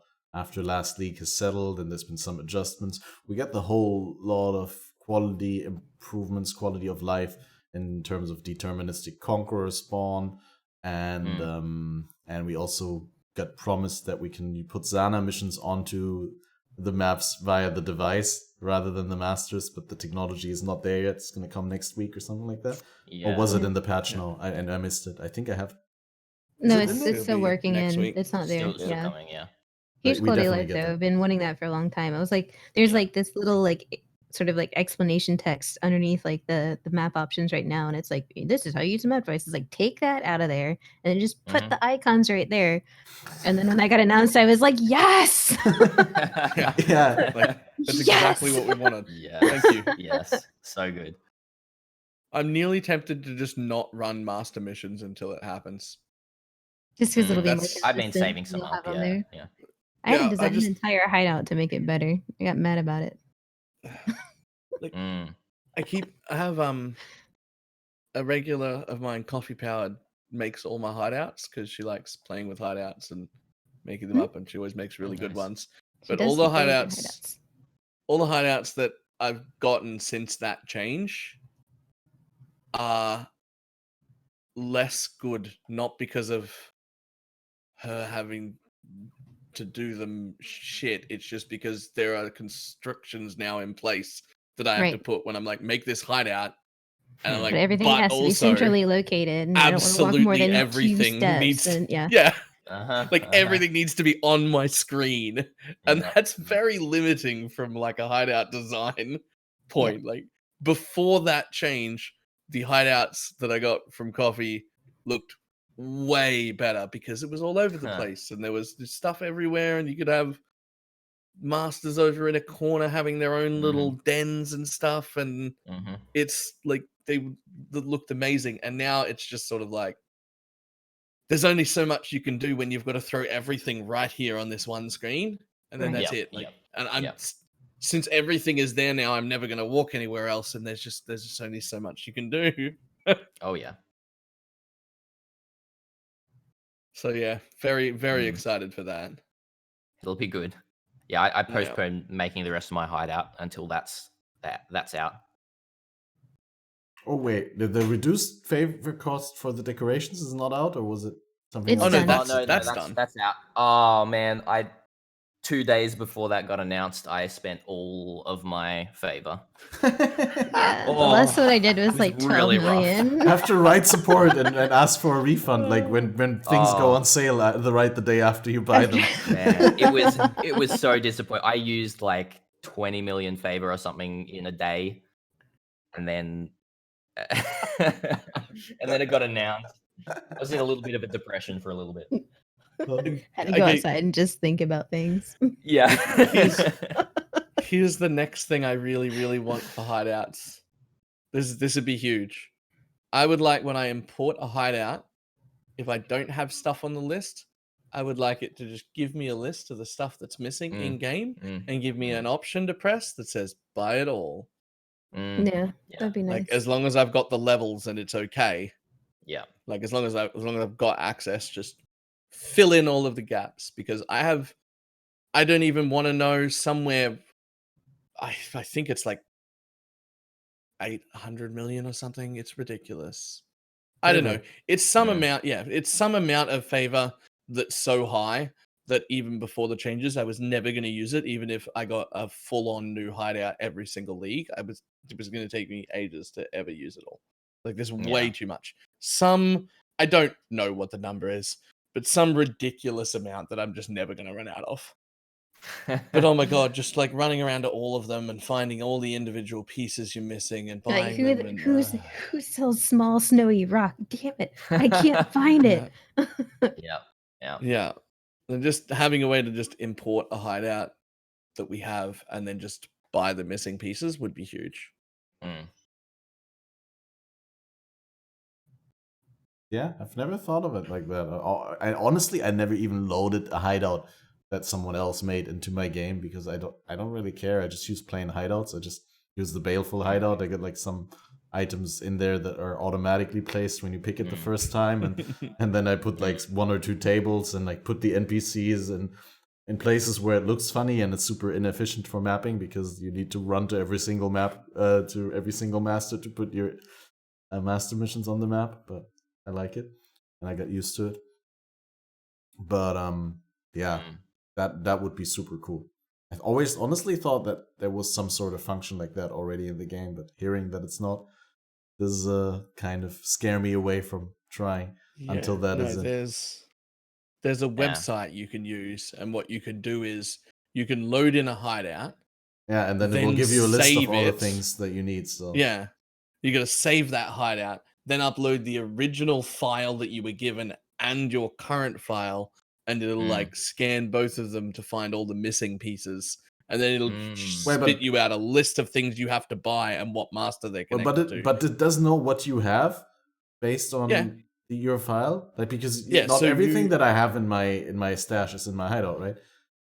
Like, So if you load in if I give you a hideout file and you load it in, and 1/3 of the items are missing because you don't own them, right?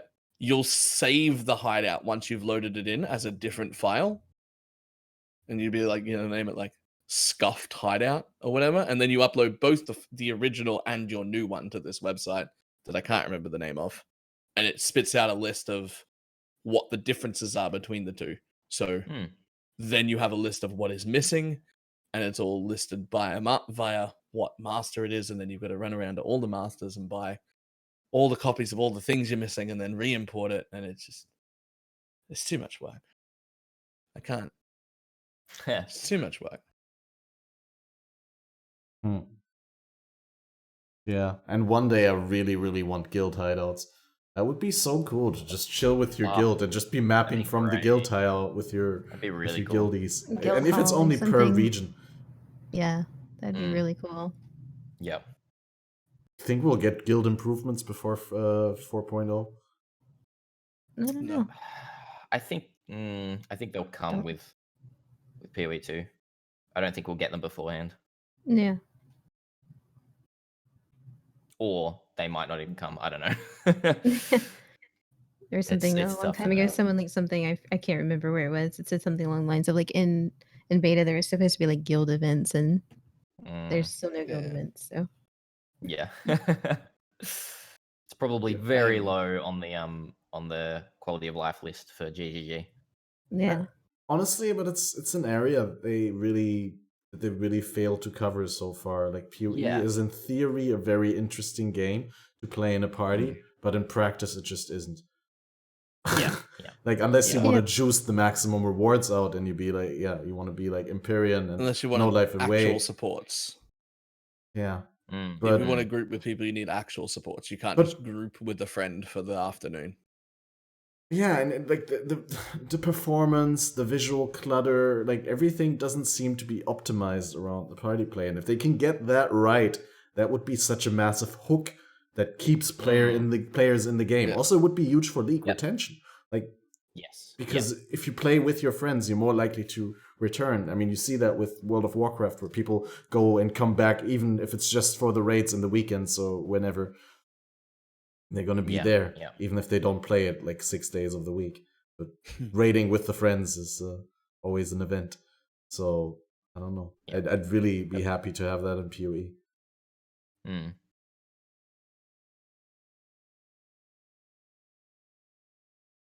You like the sorry to lead back on the that aggressively onto the topic list, but we're almost done. We almost got all the points covered. Did you feel that the deterministic conqueror spawn reduced the amount of RNG necessary to progress through the Atlas via the Watchstone, unlocking sufficiently? I feel yes. Yeah, I thought I the have some same other as much thoughts either. on the mapping side of things, but we won't get to that yet. Or maybe we will. I don't know. Or what are you talking about? Some complaints on the Well, mapping side of things? map sustain is, I think it's good, but also I'm now into kind of the high Awakener bonus, and maps are dropping more than they were last league. But before that point, they drop way less. I think the difference between your Awakener bonus and your map completion bonus, how little you have and how much you have, is too great. I was complaining a bit on stream early league about map drops, and now they're just dropping like candy for me, which is Gotcha. really interesting. Yeah. I think I spent all of yesterday just Alcon going 15s and 16s to speed through my last stones so that I could finish up my Atlas because I was drowned in maps. I still, I don't think it's as many maps as we had last league. I still think How high are it's you on the less. Awakener bonus and map completion? I have no idea. yeah. I couldn't even guess. Something around 130 and probably somewhere around 90 on the woke one. Yeah. It still doesn't feel like more maps than last league. You get woke above 100, 110, it's kind of like flicking the switch. It really is. It's kind of interesting. I definitely don't want there to be more maps than last league. There was too many last league. I want less than that. There was. But nowhere near as little as there was before that. Yes. Because having decent map sustain really helped everybody like stay longer in the league. So having a good amount of maps is a good thing. We got flooded a little too hard last league. But there's a room in the middle there somewhere where you can have a pretty decent amount of map drops. Yeah. I think it needs to be front loaded a little bit because I feel like the equation gets balanced with like assuming people are doing their temples and assuming people are at the the depth requirement for delve and all these other sorts of things. But in like a league start environment, it takes time to get down there and delve, and you have to build up your master missions and some of these other sorts of things. So like the trying to push into 14s to 16s to like finish the last bit of Sirus completion and then go for your additional stones. Like there's definitely a famine sort of situation there. Where like I almost like to finish my my 20th stone, like I had to go buy the last map because like I started running the other ones, I just couldn't get the right thing to drop.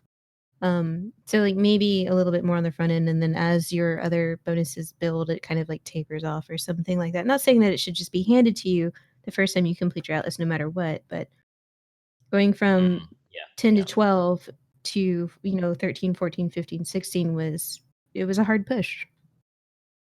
Yes, yeah, that was a big dip there. I resorted to spending probably over 200 chaos on maps to kind of push past that. I don't think I've bought a map yet. Well done. Well done. I was trying to hit Awakener level 8 as quick as possible, so I kind of just bit the bullet.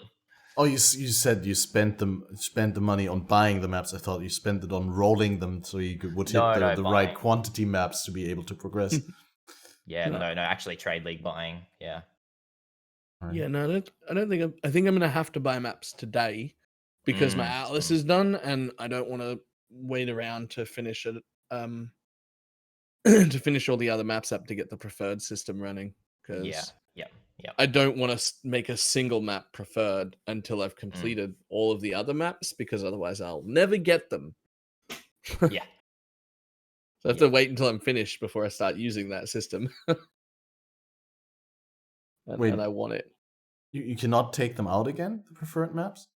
Yeah, you can, but Okay. So you could But- like do like an intermediate stop and farm a certain kind of map. And Yeah, then I could farm just pick a them out map for again. a while. Also, if you were solo self-found or whatever, as soon as you start getting like you can't use it for your first what's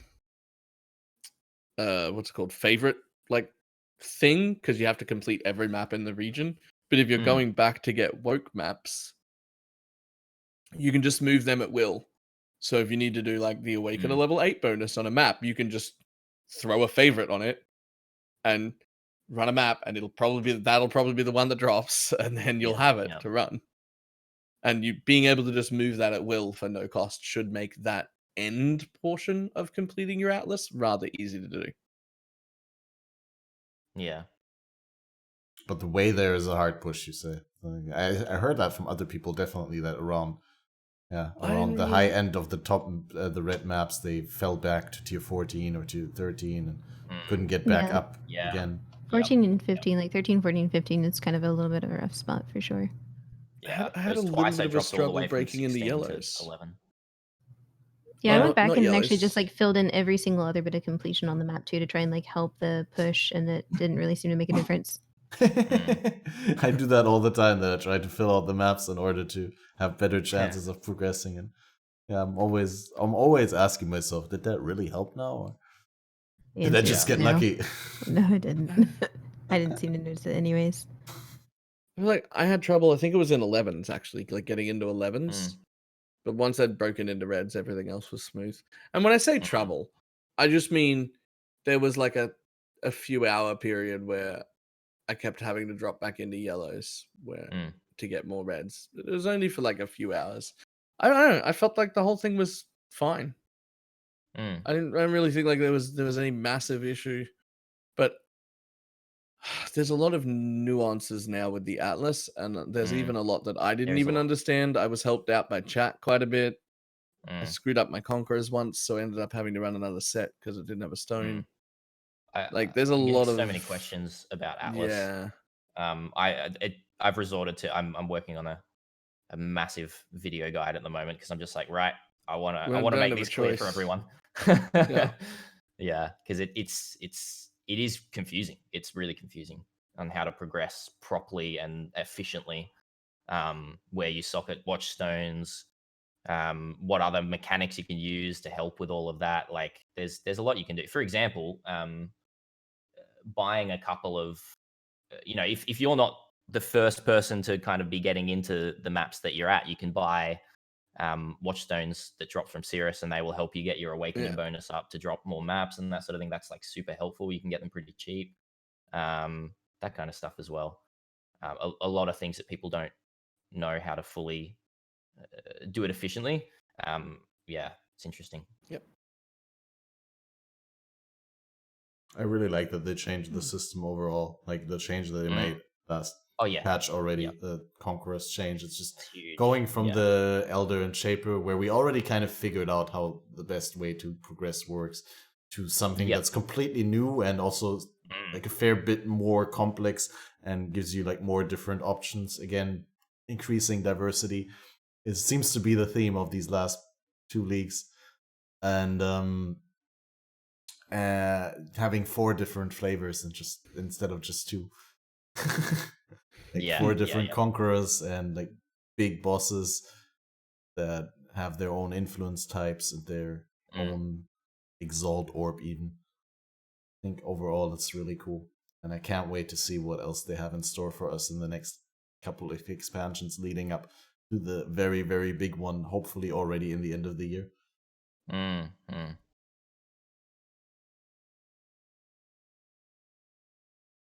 it's interesting. Right. New Atlas is, well, new Conquerors are great, but anyone do that Sirus fight early? Yes. Day 2. I did not How many succeed. portals did you lose? I did not succeed my 6? first one. Yep. Right. I was severely under-geared because Okay. it was day 2 and I was pushing, but it was... It was It's intense. better now, right? Yes. Because Um, I didn't make it until I think it was like day 4 or 5 or something, whatever. And when I did my first one, I was really worried because everyone else was like, "Ooh, it's fucked." And I like Yeah. lowered it down to like woke level 3, and then like Yeah. just steamrolled it and was like, "Okay, Yeah. what is everyone complaining?" Turns out it got fixed by the time I got there. Yes. Yeah. He was basically double casting You everything and like. casuals. Yeah. Right? Oh, he And, was you bugged. know, I did not know well, that. he wasn't. No, he wasn't bugged. He just got buffed too much, I think, especially kind of early No, levels. he was definitely bugged. Was he? Okay. Well, he I would think it was needed. the chairman would throw stuff on the ground Yeah. and then pull you into the center of the maze Yeah. where the stuff was on the ground and slam you with a meteor at Yeah. the same time. Yeah. Like there was nothing to do about it. That was a bug. Yeah. You see that? You'd just be like, just Look, shove into a thing, bam. And you All thought the you. stairs were bad. Right? all I'll say is I think GGG has a little bit of a fun time making things too rippy early league because it's great content for hardcore players. This guy was like, oh. Great in quotation marks. Well, it's better than releasing content at an underwhelming Yes. power level and then having to buff it later. I mean, I It's much a better way prefer of the doing it. approach of Yep. releasing things OP, and then if it's too OP, they can still nerf it. Yeah. I do like all the changes. Like the chairman is still way more active now. Like there's a lot Yep. more going on. There's a lot more Going to up dodge. to 3/4 health on Awakening level 8 Yeah. as well. On The the last disco phase. games are way different too. Yes, And they're yes. really cool. I like that. Like I really like all of the changes. It's just you can't have everything happening at once. Like that's speeding them up is good, but you can't pull me into the center and slam me with a one-shot meteor literally at the same time. There's actually no counterplay to that. The counterplay is be strong enough that you don't care about the meteors, and if that's not the case, you're fucking dead. Oh yeah. Like that's It it. was fun tanking meteors last league. Yeah. I got one of my builds to be able to tank Awaken a level 8 meteor and lose, I think it was like an eighth of its health. And that I felt pretty happy about that. That'll do. Yeah. You could bring that one in now. That'd be fine. Yeah. Although that build got legacied because of some fossil and Awakener changes. Which is annoying. Yeah. But yeah. Yes, and as someone in chat's explaining, that build was around about 250 to 300 exalts, so probably not doing that anytime soon. Day 4, get out. Yeah. Yeah. How do you don't have 250x on day 4? What the fuck? I think I've got like 4 now. Oof. Nice. I think I've found 2x the entire league. I've been playing 12 to 16 hours a day. Oof. That's rough. Yeah. Yeah. Nothing just doesn't want to drop currency for me this time, but that's fine. I'll make it all by trading, even though I hate it. Yeah. Fine. Yeah, I also only got my second exalt. I didn't get a third one yet. But it'll happen. And I mean, in SSF, they're not that great anyway. That's like earlier when I said I slammed my first cluster jewel, someone was in chat like, slamming a cluster jewel, lol. But yeah. I obviously would never do that in a trade league where exalts are worth much more, but there was just nothing really that I wanted to do with the exalt early on. So yeah. I think Leo slams are acceptable for jewels, but I wouldn't straight exalt slam them. In general, you wouldn't straight exalt slam most things and just use Leo slams and just save the exalts for where you can't use Leo slams, namely the crafting bench mods that cost exalts. But that early on in SSF, I didn't really. I didn't give a damn. Yeah. I was like, I need that additional stat on my jewel right now. Instant gratification. SSF changes all of the rules though, because an exalt is no longer worth anything except an exalt. Whatever it's worth to you, it's worth. Yeah. Like if you don't plan on multi-modding a weapon or something, then it's now worth an additional stat on an item you were otherwise definitely going to keep forever anyway. Yeah. Like that's it. Just and there's always enough things to slam. It's like when you get the Leo slam, eventually you'll find something. Like worst case scenario, you slam like a regular jewel or an abyss jewel that seems to be really good. Yeah. Going for that elusive free prefix. Maybe I'll hit life. Maybe.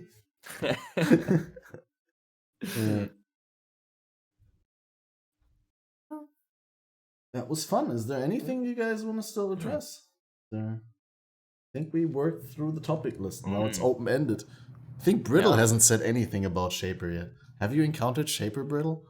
Bullshit. Awakener, sorry, Shaper. I'm an idiot. Not since the change, no. Oh. No, because you said bossing is kind of your content, so you're looking forward to do that still. Yeah, absolutely. I just progressed a little bit slower. I just got there this on Friday. I got to the Awakener 5. No shame in that. I'm super slow. I'm not even there. I think I did not even a full round of First Conquerors before I died, and now I'm struggling to get back there.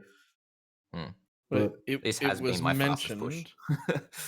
It was mentioned that at Woke 8, Wokeboy might still be doing the multiple actions at the same time. He's crazy. He's still at Woke 8. Yeah. He I think that's intended for Woke 8. Actions at the exact same time can't be intended. No, it can't be intended. Have you seen that rip clip of Ibarra? I think. Yeah, I think it was on the GFL or something like that. But he did exact same time. Yeah. He did get obliterated by Veritania when she does her ice channel thing, and then she flew up, and then normally she's gone until she touches back down. But in his clip, she did the ice channel and she was gone, and then a copy of her was there to hit him with her projectile thing. And then afterwards she landed. And it's like, what? Where did that come from? And that was definitely a bug. So I presume it's also a bug on Sirus for some reason. They can't expect you to survive that sort of stuff, right? They can't say that that's balanced. If it's not a bug, then the fight now becomes you must be tanky enough to take 100% of all of the media slams that you're supposed to dodge. Yeah. Which would then make the entire maze part of that encounter completely irrelevant. They're completely trivial, yeah. Yeah. One thing I was going to say, I just remembered when we're basically talking about Delirium changes through the league and everything like that, but it also applies to what we're talking about here with serious bugs and everything like that. I'm a pretty easygoing player, but I like my builds to be determined by the league and even any of the bugs that I might encounter. I kind of enjoy solving those problems rather than them just getting fixed. I know that's a strange frame of mind, but if Sirus is bugged out and doing these weird things, then I'm going to figure out a way for my build to handle that during the league. That's interesting and fun for me. I still get frustrated by it, but how do I solve this? It's lots of fun. Yeah, where a lot of people would quit. You see the additional challenge. Yeah, that's what it's kind of backwards, but that's what keeps me in the league. I could definitely see some of that, especially with league mechanic, but I don't think that line of thinking should be applied to things like bosses, like Sirus. Yeah, that's fair. Yeah. Everyone should be able to do that, provided you've got the skill to do that. Right? There's a lot of things wrong with the Sirus fight in general, and it's not because there's not enough abilities going on. If you're garbage and you fail because you're garbage, that's fine, right? Yeah. Waiting for him to wheel all the way around the damn arena again, because that's a thing, Yep. Yeah, definitely. When I did the fight once in softcore, in your bingo league, actually, I tried it, and my build was so glass cannon-y. I did well in the beginning, but then I made one mistake. I died, and then trying to get back into the fight, I died 3 times in a row. It's just impossible. He does off-screen stuff. The storms deal so much damage if you accidentally run even just a little bit into one of them. It's so hard to get back into that fight. In hardcore, I didn't have any problem with my Awakener 5, probably because I encountered it so late, and did it on my tankiest character ever on a Herald of Purity Juggernaut. You didn't die and have to run back in. Yeah, mostly because I didn't die and have to run back in. That's exactly what I want to say. Yes. The fight is so much easier if you don't die. It really is. I've been a little too inconsistent this league with my Siruses. Either I use most portals or I don't die at all. But let's just be happy that it's not 3.8 release. No, sorry, 3.9 release. I'm glad some things got fixed from that. Tornadoes? Question mark. The stairs. Stairs. Yep. Stairs were the only real problem for me. I didn't. Yeah. That's... Yeah. Mm. But yeah, so I'm going to be doing Sirus Woke 8 today, so hopefully it doesn't bug on Good me, luck with because that. my Yeah, character cannot take a meteor slam. Like, it's Yeah. not quite glass cannon. It's still got like 5.2k life Mm. and like 700 or 800 ES. It's not glassy glass cannon, but it can't take a meteor to the face. We're not looking at that level of defense. Yeah. The dodge there is not get hit. That's what I'm supposed to do, is to not get hit by that. So I'll be a little upset if that's gonna just smack me directly in the face with no chance for counterplay. That'll still make me pretty unhappy. Mm. But I think that's about it. Mm. I don't have anything else. Yeah, I reckon. I don't have anything else. Yeah. I got to get on my soapbox and rant a bit. I'm good.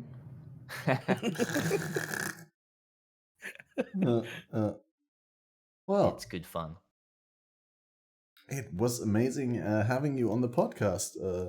Both Brittleknee and Badger was very pleasant. Thank you for the opportunity.